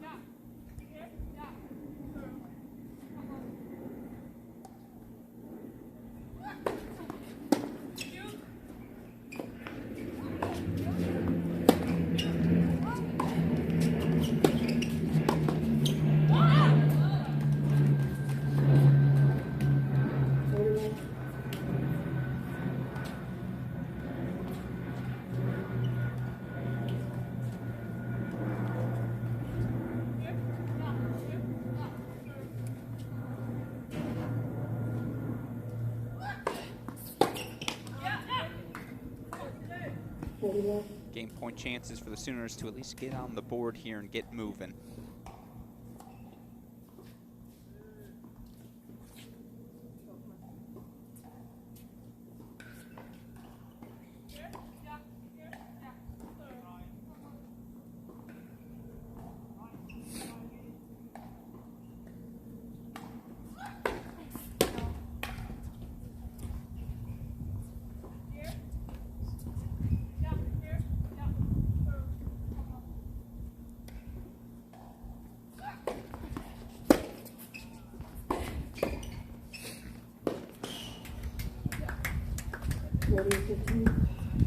Not yet.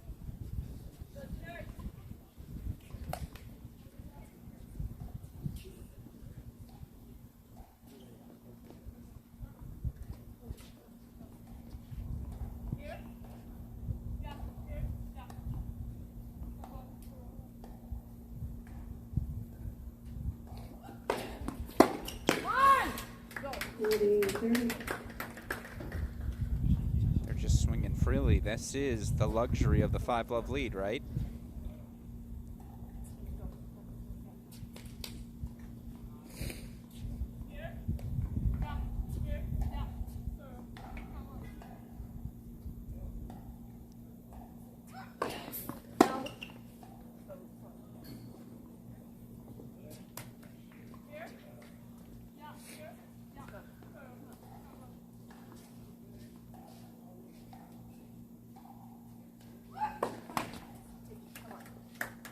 Uh-oh. 40 love becomes deuce. Yeah, feels like a de facto set point.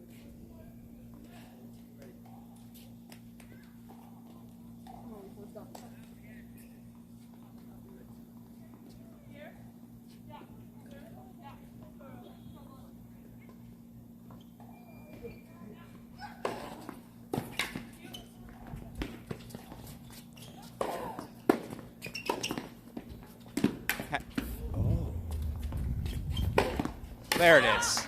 What a get from Urbanova. But Galani decisive with the overhead finish. So Sooners finally on the board again in what is one of our two final matches on the grounds here in Cary of the week. You also have your consolation doubles final. Molnar Poster taking on the Rice team of Schwartzman and Bakaiti. Keep our eyes on this one. Of course, for those of you curious, well, what about the men's action? How is that wrapped up? Don't you worry. Men's action, of course, with its own broadcast available here on our Crack Rackets and ITA YouTube channels. Chris Halioris on the call for that one. Doubles final officially in the books. In the end, it was your top-ranked team of Peter Jovanovic, Benito Sanchez Martinez. They were preseason #1. They'll be the favorites entering the NCAA tournament, the duo. Straight set victory, 7-5, 6-3 to capture the ITA All-American doubles title. So Mississippi State, Stanford bringing home our crowns thus far today. Of course, it'll be Jay Friend versus Aiden Kim in the men's singles final here. Last year's singles champion Maria Shalikova serving 4-1.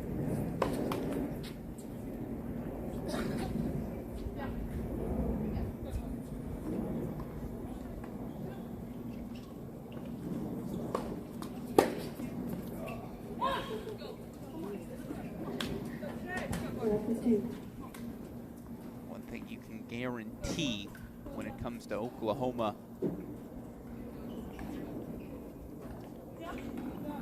women's tennis, they will never lack the energy. They will never lack the fight.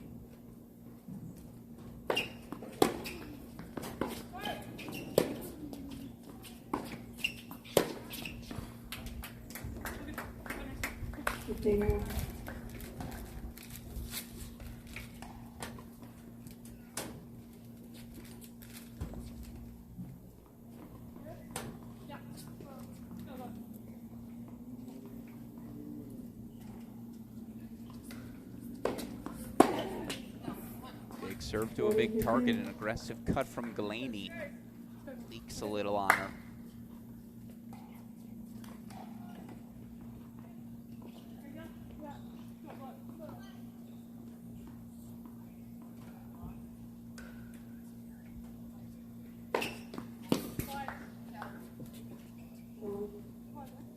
It's going to challenge the ball and the ball service line, so it's kind of right. All stands.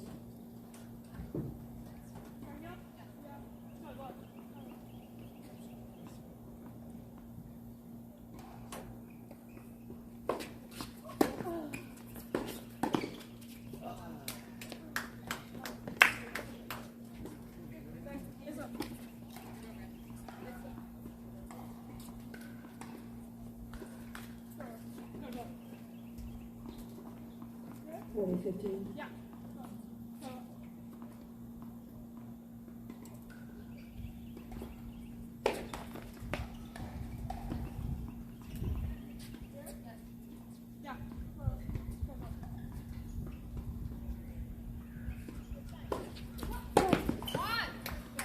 It's another Wisconsin hold. It's just easy first strike.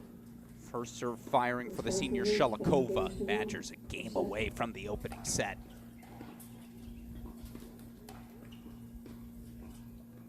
Ms. Johnson has 2 challenges remaining.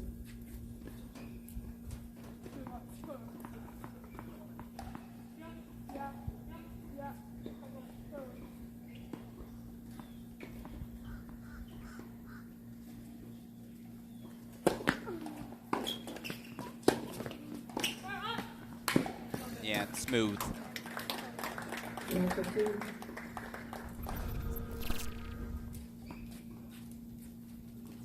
Shalikova stepping into a forehand. The depth, Urbanovic is able to pinch forward ever so slightly. Oh, the difference on the touch volley.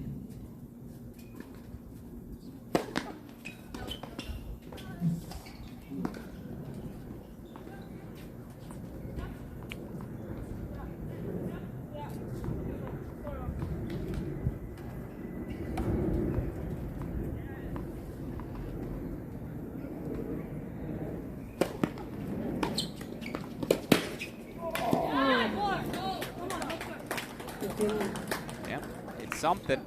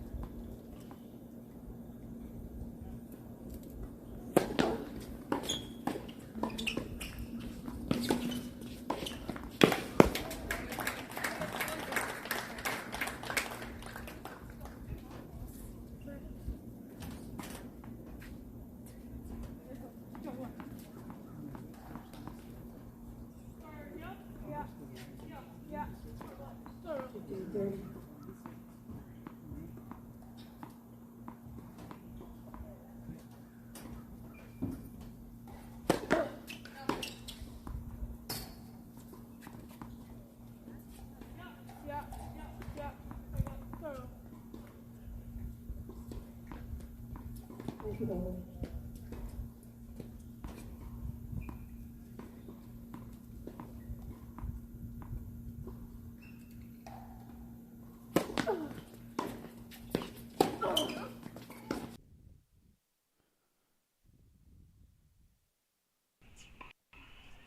I'll get that camera back up for us shortly. In the meantime,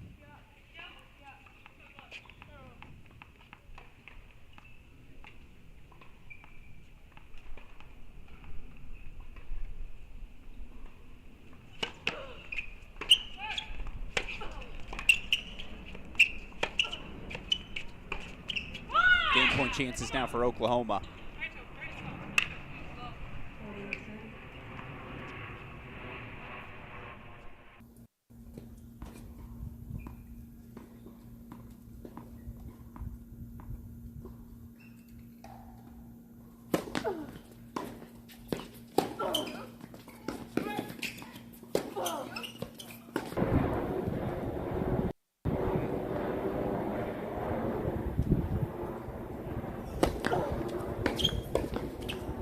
There it is. Oklahoma does hold 4-2-5, so apologies for that camera skip on us.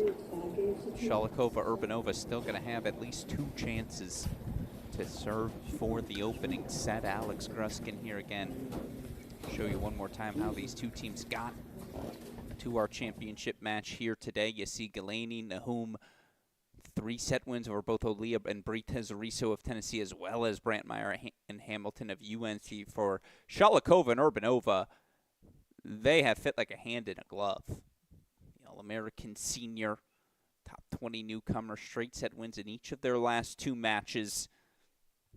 Really, really comfortable performance. Again, congratulations to Stanford sophomore Valerie Glosman, your 2025 All-American champion, 4th Stanford woman to bring home the title. It's their 5th crown overall, first since 2010. So, been a really fun week of action in Cary. Always fun to see, again, which players take the leap, take that next step.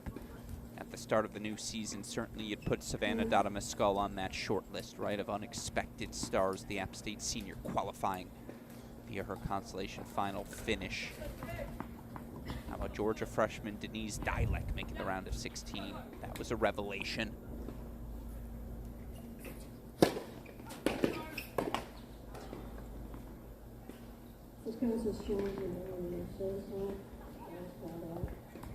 Challenged from Shalikova.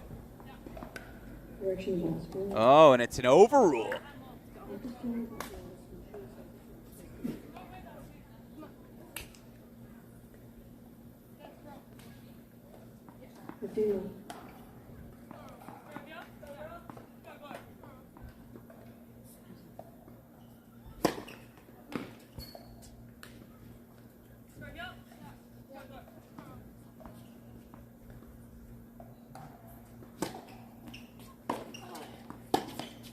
Potter. Good eye indeed, as she saw Galaney leaking forward, and I love that aggressive posture, the aggressive split step.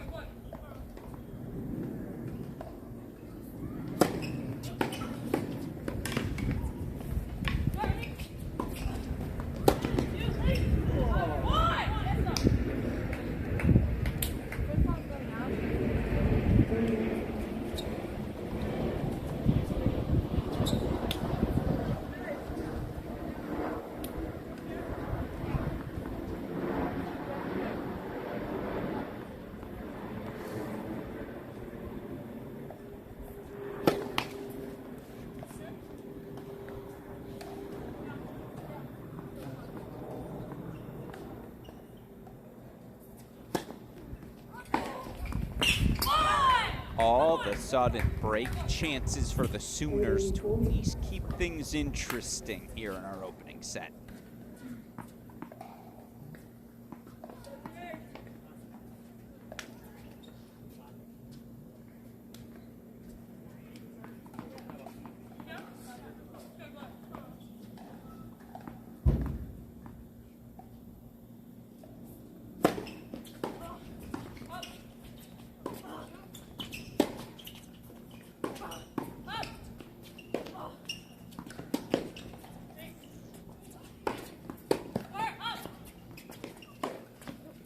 No, mishit it. So it will be a deciding point, set point here for the Badgers.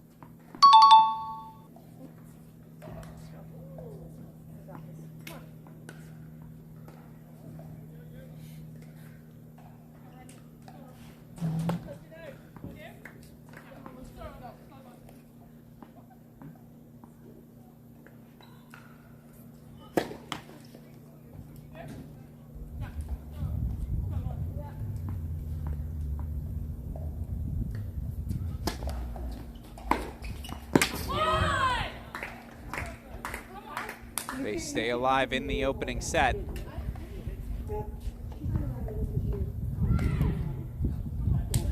Oklahoma gets a break 4-3-5.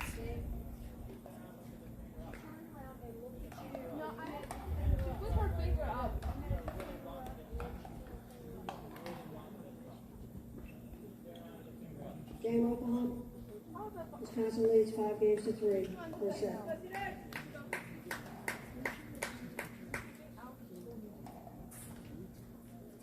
Balls down, please.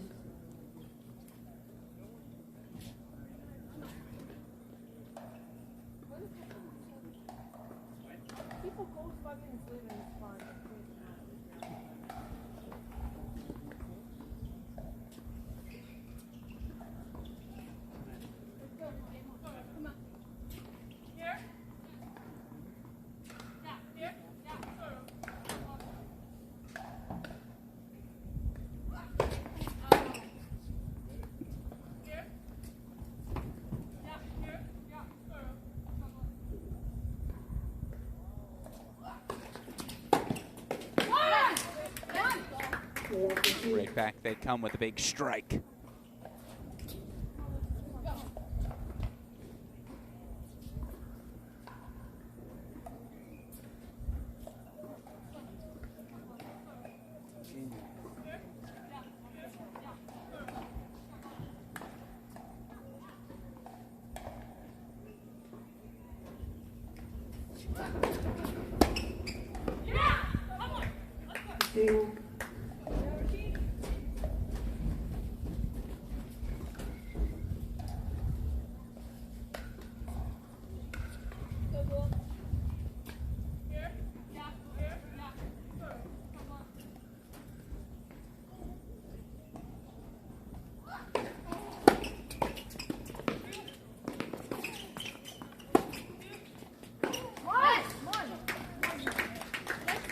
Again, 2 points away, Shalikova, Urbanova.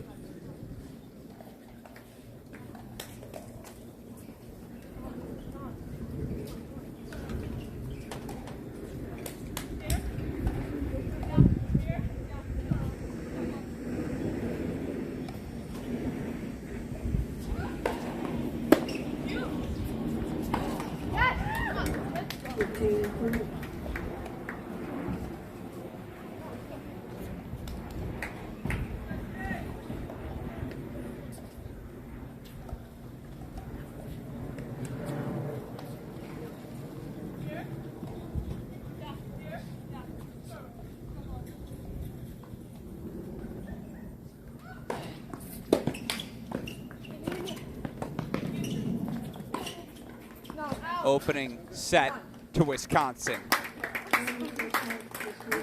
Shalikova, Urbanova. 6-3, they grab the opener. So 1 set away from the first ITA All-American doubles title in program history. And boy, again, they'll just have to put Shalikova's photo up at the front of the Nielsen Tennis Center.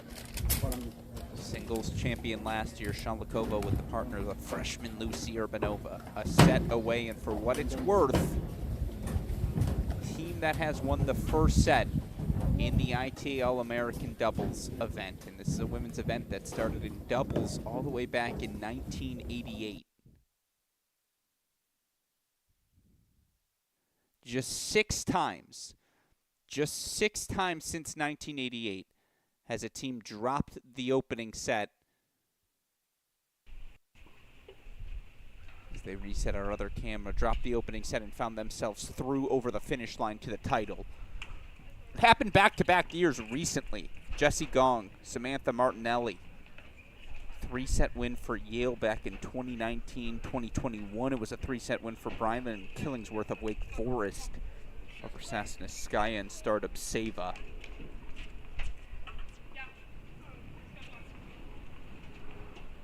Second set, Wisconsin to serve. The 6-3 opening set to Wisconsin.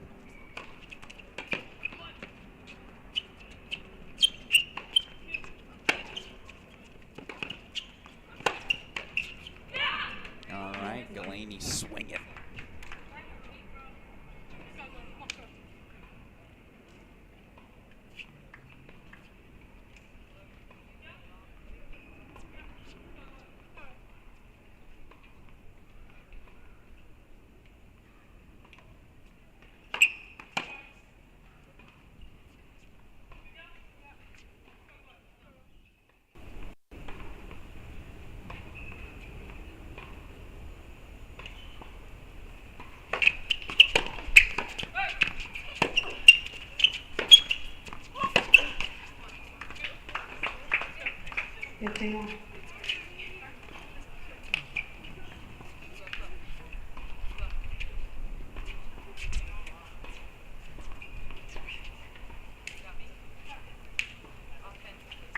Settled in for the action.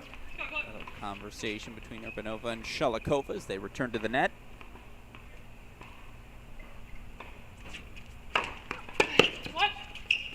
Yeah, that's crisp. I'm certain that was the play call.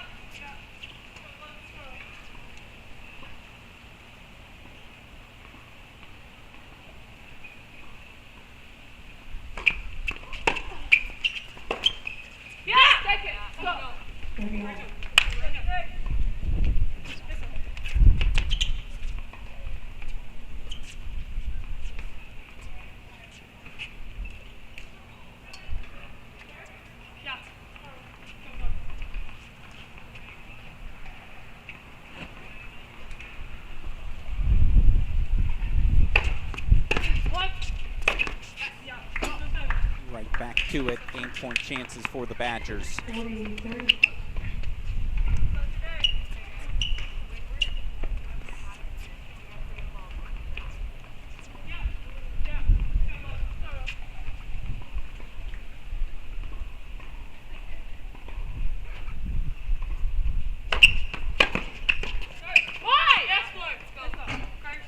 But now it's break-point chance of deciding point here in our first service game.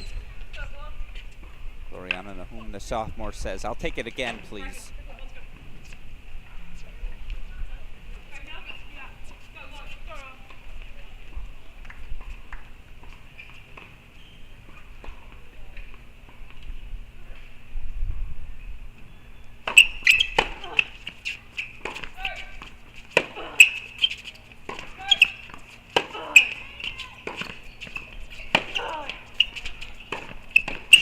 Oh, the right move. It was. First game, second set. Yeah, it's the ball she wanted. Just didn't move forward, right? Only moved horizontally. Got to move vertically into the court there just to knock that volley, keep that momentum moving forward. Again, the right inclination, though. Still, the Badgers grind out the hold 4-1 love. see we're swapping out our ball kids here at Cary. Again, Championship Sunday. It's been a beautiful week for us. It's a beautiful facility here in Cary. Again, it's been home to the action the past couple of seasons.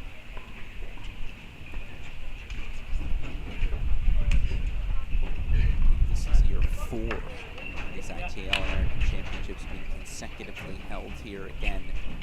Thank you to the ITA staff behind the scenes, whether it's Zach Pullman, and again, everyone, Liz, Jordan. I could read a list of names, but a thank you to everyone behind the scenes who helped make an event like this possible. Here's Galaney serving love 1, second set. Ooh. Just didn't quite do enough with the ball.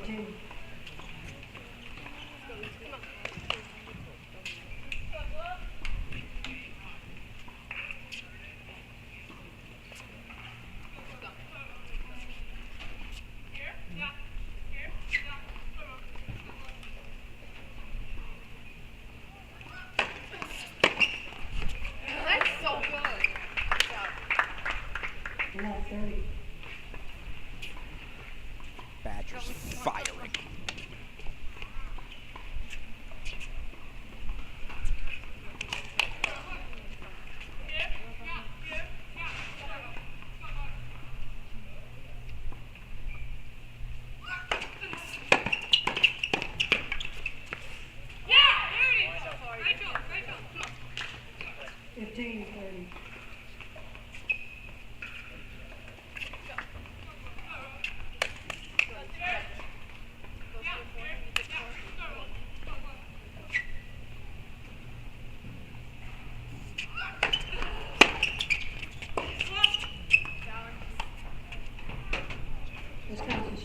Immediate challenge off.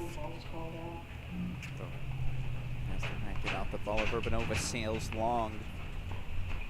Correction ball's good. Oh, and that's a break. Oh my goodness. So it's a second overrule from the ELC. That's a point penalty. And thus again, with the overrule became 15-40. The point penalty means it's a break for 2 love. Saw that happen in our singles final as well. Of course, Valerie Glasman was able to immediately recover. Appreciate her candidness answering what that experience was like in the post-match interview.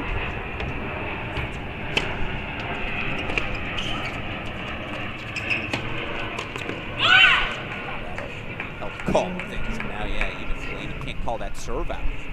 Next one, if it was overruled again, the third one's a game penalty, right?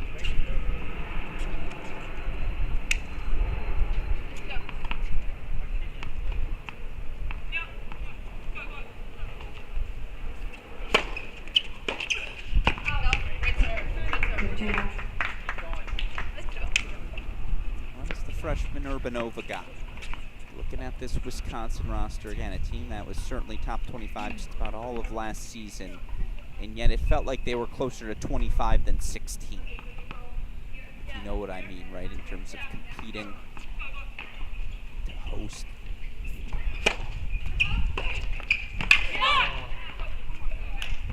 The first 2 rounds of the NCAA tournament, of course, head coach Merrick Mikulika coming over, one of the most decorated players in Wisconsin men's tennis history.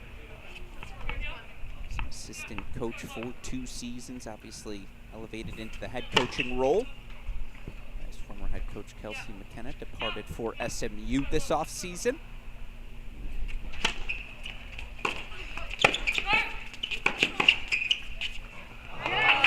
Sometimes you mess with the bull, you get the horns.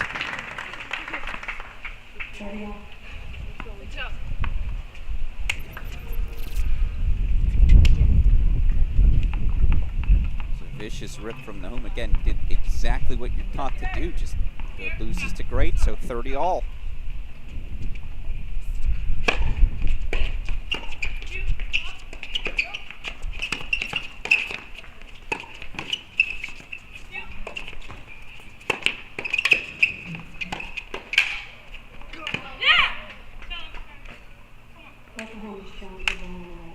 got a challenge again, and I don't know. It was close. Call stands. Oh, it did indeed miss just wide.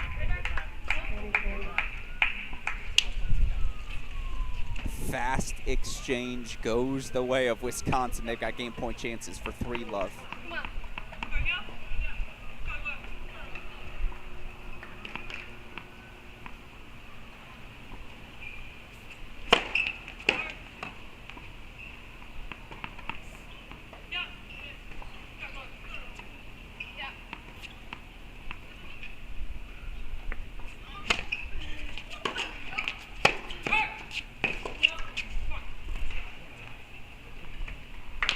Deuce, deciding point, Saints choice. Oklahoma has 2 challenges remaining. Right back to Nahum they go, and really they should have won all the points on her side, right, in this return game.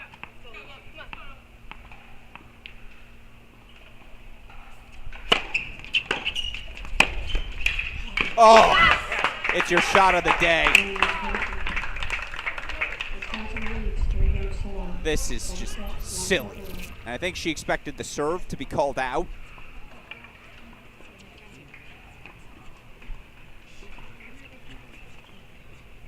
Loses her balance, rips the winner. Badgers consolidate 3-love. I got to show you that one more time. Come on now. This is the freshman. This is why she's a top 20 newcomer, Lucy Urbanova. Who needs balance, right? Overrated.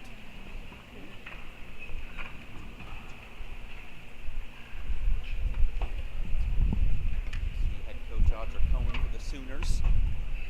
Walking back to the far baseline. Again, Delaney, Nahum trying to find a way to rally back. If they can, it would be the second doubles title at this event in the last 3 years for the Sooners, epitomizing their rise over the last half-decade. NCAA National Indoor finalists in 2022, semifinalists at the indoors last year, of course, as well.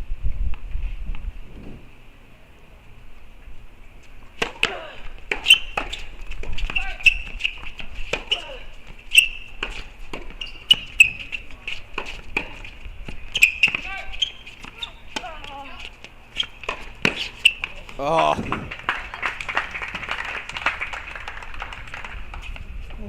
Thought she might make that volley.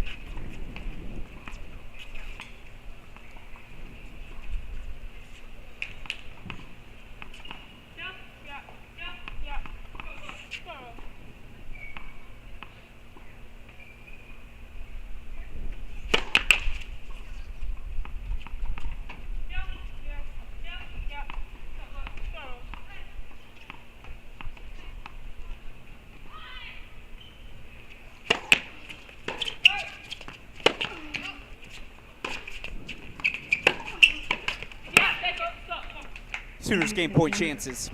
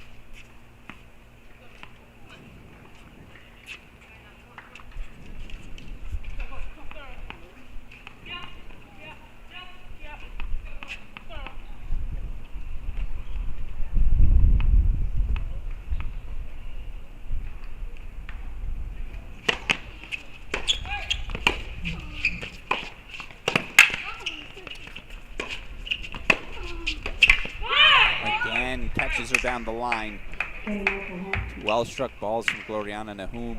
Oklahoma on the board here in set number 2. Still down a break, but it is just a single break deficit.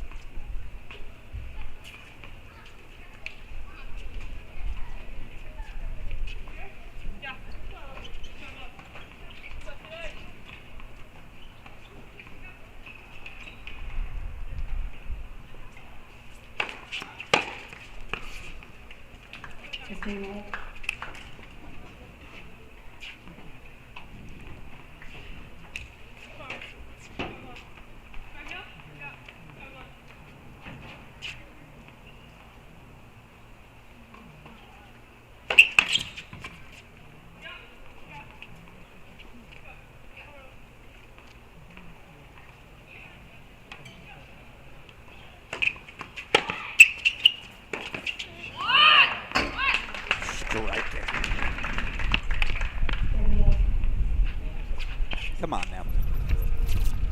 It's winning tennis.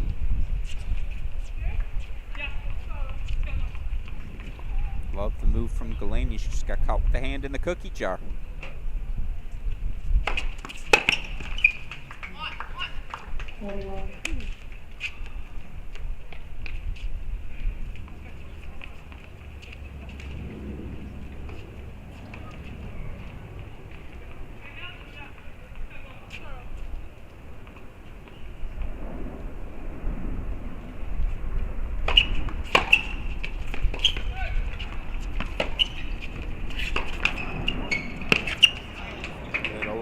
Lock goes a long way. Badgers hold 4-4-1.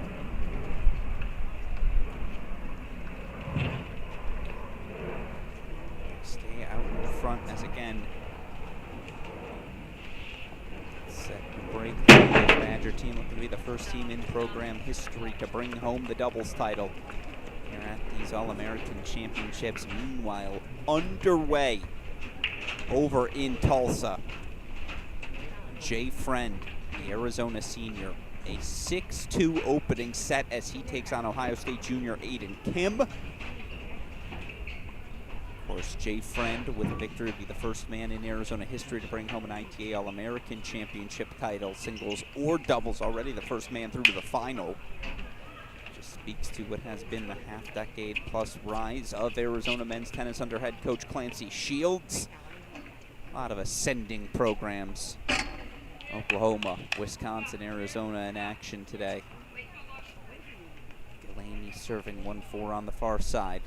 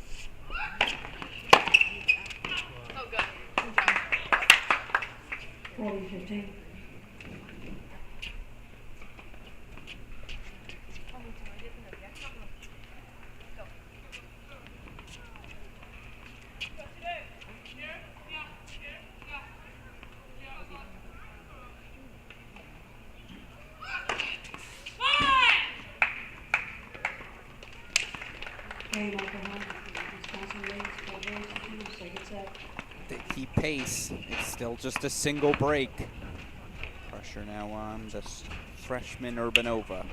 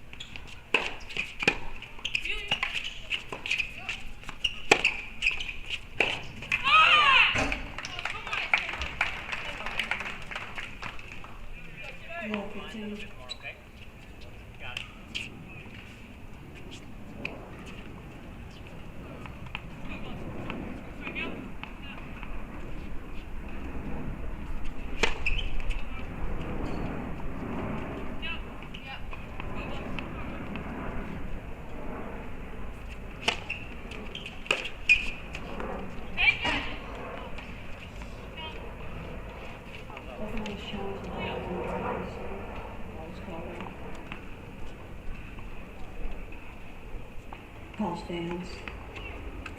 Call confirmed by the chair for 15 all.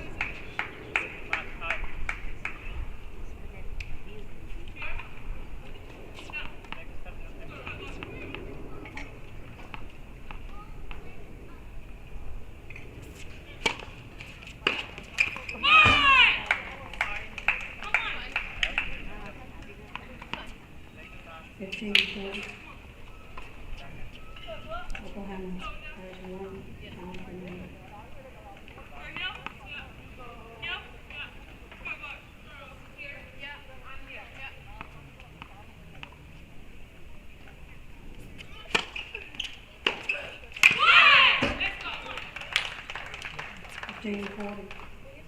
Break point chances for the Sooners.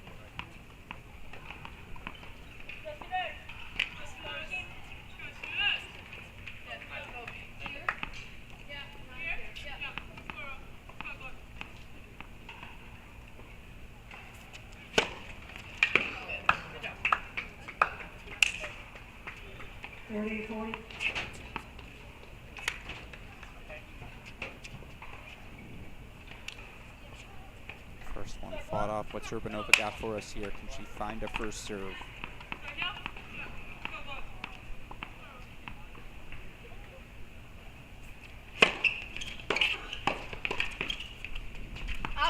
No, it sails long, so all right. They do fight off a couple of break points. A massive deciding point coming up.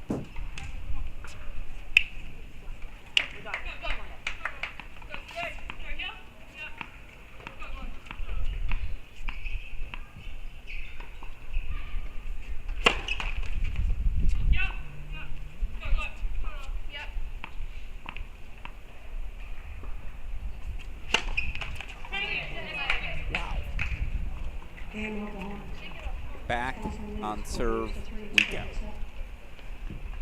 4-3 second set. Again, this Wisconsin team has not dropped a set in either of its last two matches. You look for this Wisconsin team more broadly all tournament long. Kick things off with a straight set win over second seeded pairing of Bennett and Bowers. They've yet to drop a set this tournament.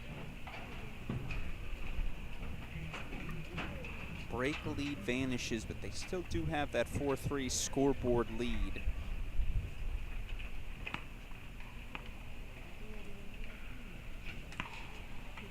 Can they sustain it? As you see Glow, Galaney. And the body language positive always, right? That's what Oklahoma tennis is known for.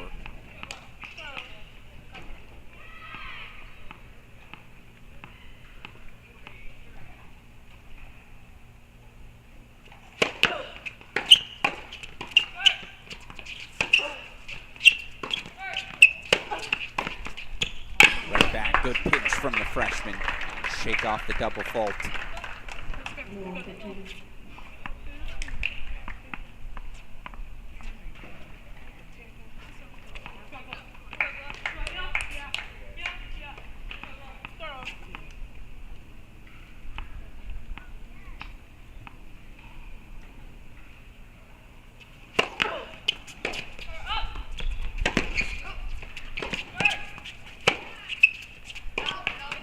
left it long. So right back come the Badgers, an excellent response.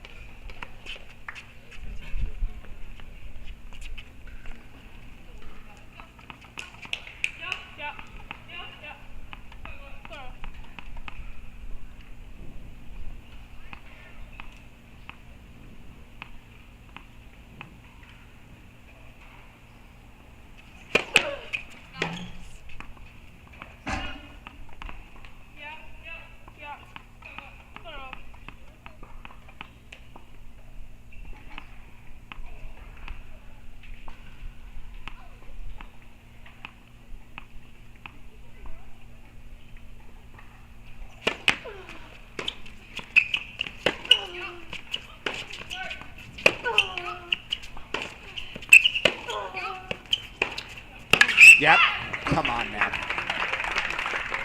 For a freshman to go for that sort of ball, that sort of moment.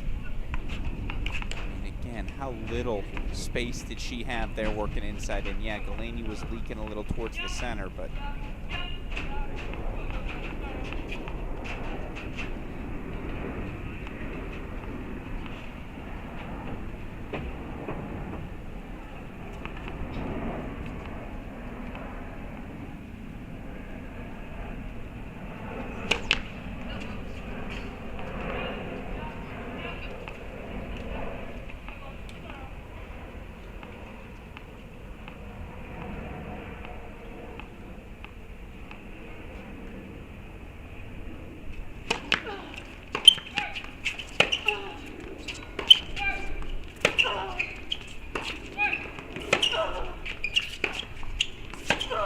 Badgers break.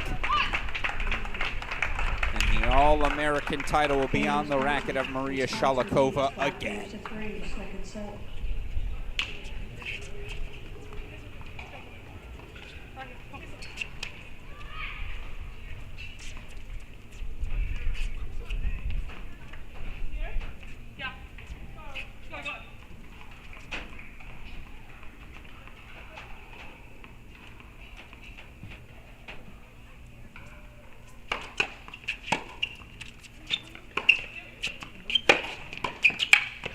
First point, Badgers, and they just stay relentless through the center. Line drive, keep that ball low, knock off the volleys when you can.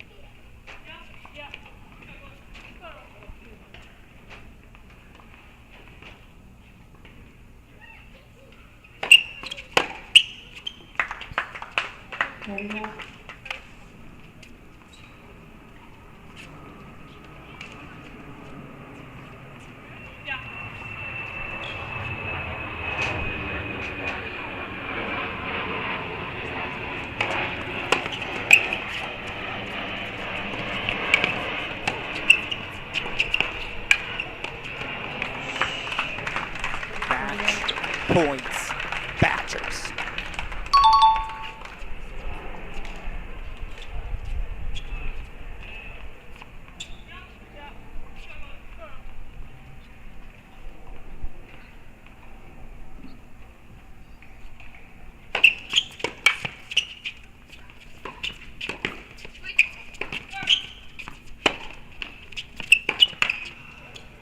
Not yet.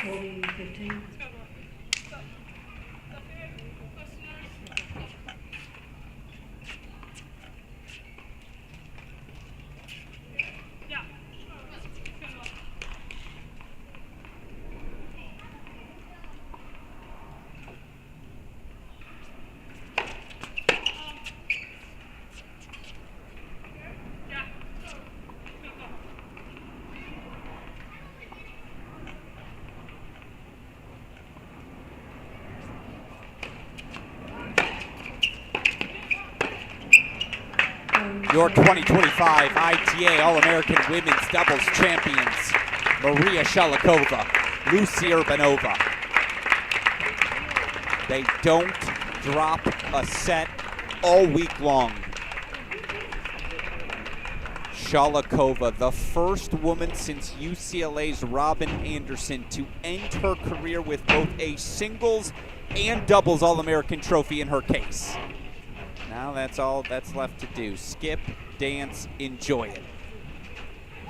A celebratory moment for a Wisconsin program that, again, brings in a new head coach to start this 2025 season. High fives all around from coach to player. Again, all that's left to do is celebrate. The Badgers, All-American champions once again. Of course, tip of the cap to Galaney, Nahum of Oklahoma. Newfound pairing here this fall for things to click as quickly as they did. The 3-set victories in the quarters, the semis, just to get to this final. Mission accomplished. We will see them in Orlando.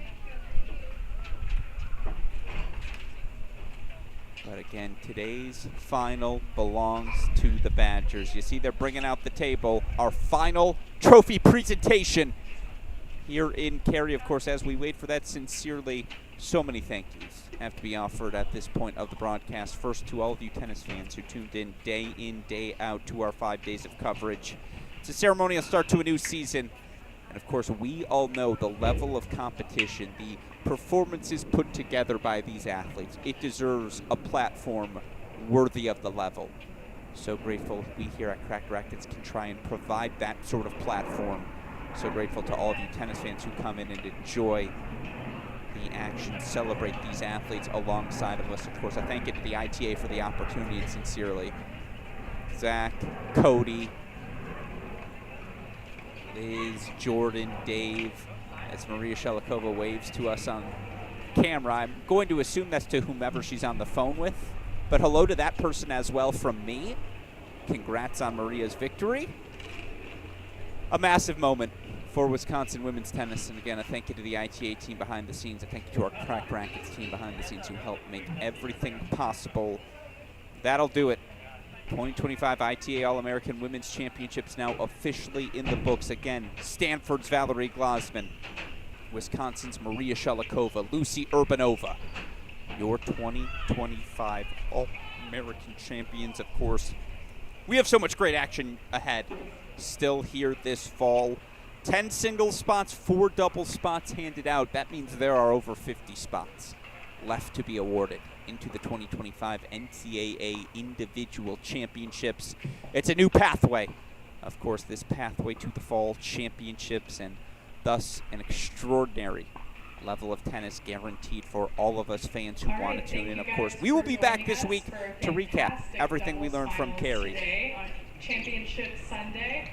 From Tulsa, in the meantime, I step aside. It's Liz on the mic. Time for our trophy presentation. And let's give it up for the ball kids. They did a fantastic job today. Really great job, guys. They're always fantastic. Yeah, give yourself a pat on the back of the back. Exactly. I also like just to thank one more time Cary Tennis Park for hosting us. This is a great site to be at, and we love to be here. First off, congratulations to all of you guys on a great tournament. Really well done. And congrats to you guys, our 2025 women's doubles finalists from the University of Oklahoma, Gloriana Nahum and Rashane Gilhaney.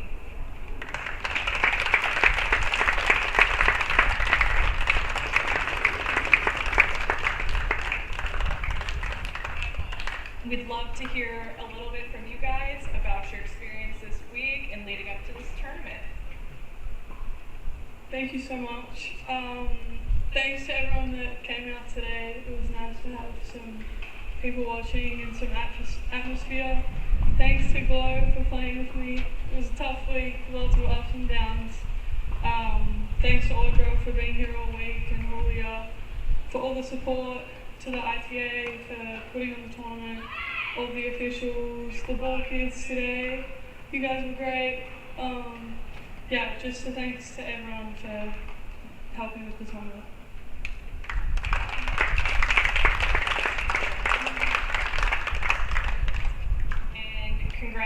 congratulations to this year's women's doubles champions from Wisconsin, Masha Sholahova and Lucy Urbanova.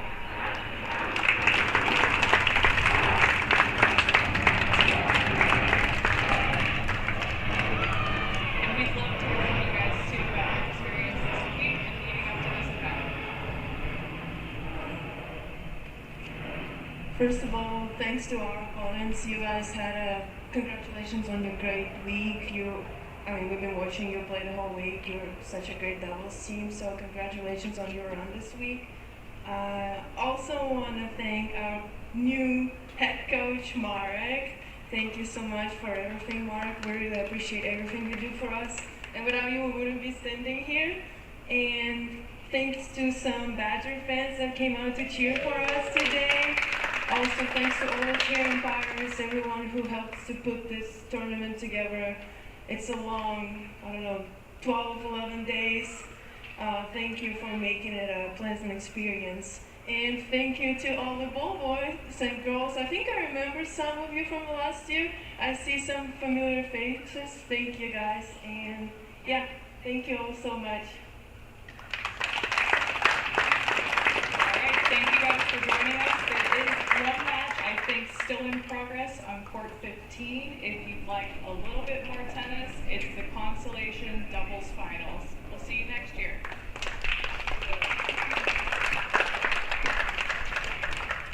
Well then, tennis fans, that'll do it. 2025 ITA All-American Women's Championships in the books. The good news is there is still action going on right now here at these All-American Championships. Men's singles final as of this moment. Jay Friend, a set and a break, 6-2, 3-1 lead. Chris Halioris on the call for that one, so all you got to do is scroll down on the Cracked Racquets ITA YouTube channel feeds. You can find that live stream. In the meantime, that will do it for us here from Cary. For everyone who contributed to this week's coverage, I've been your host, Alex Gruskin. You've been watching the 2025 ITA All-American Women's Championships. We will see you all throughout the fall as a brand new college tennis season begins.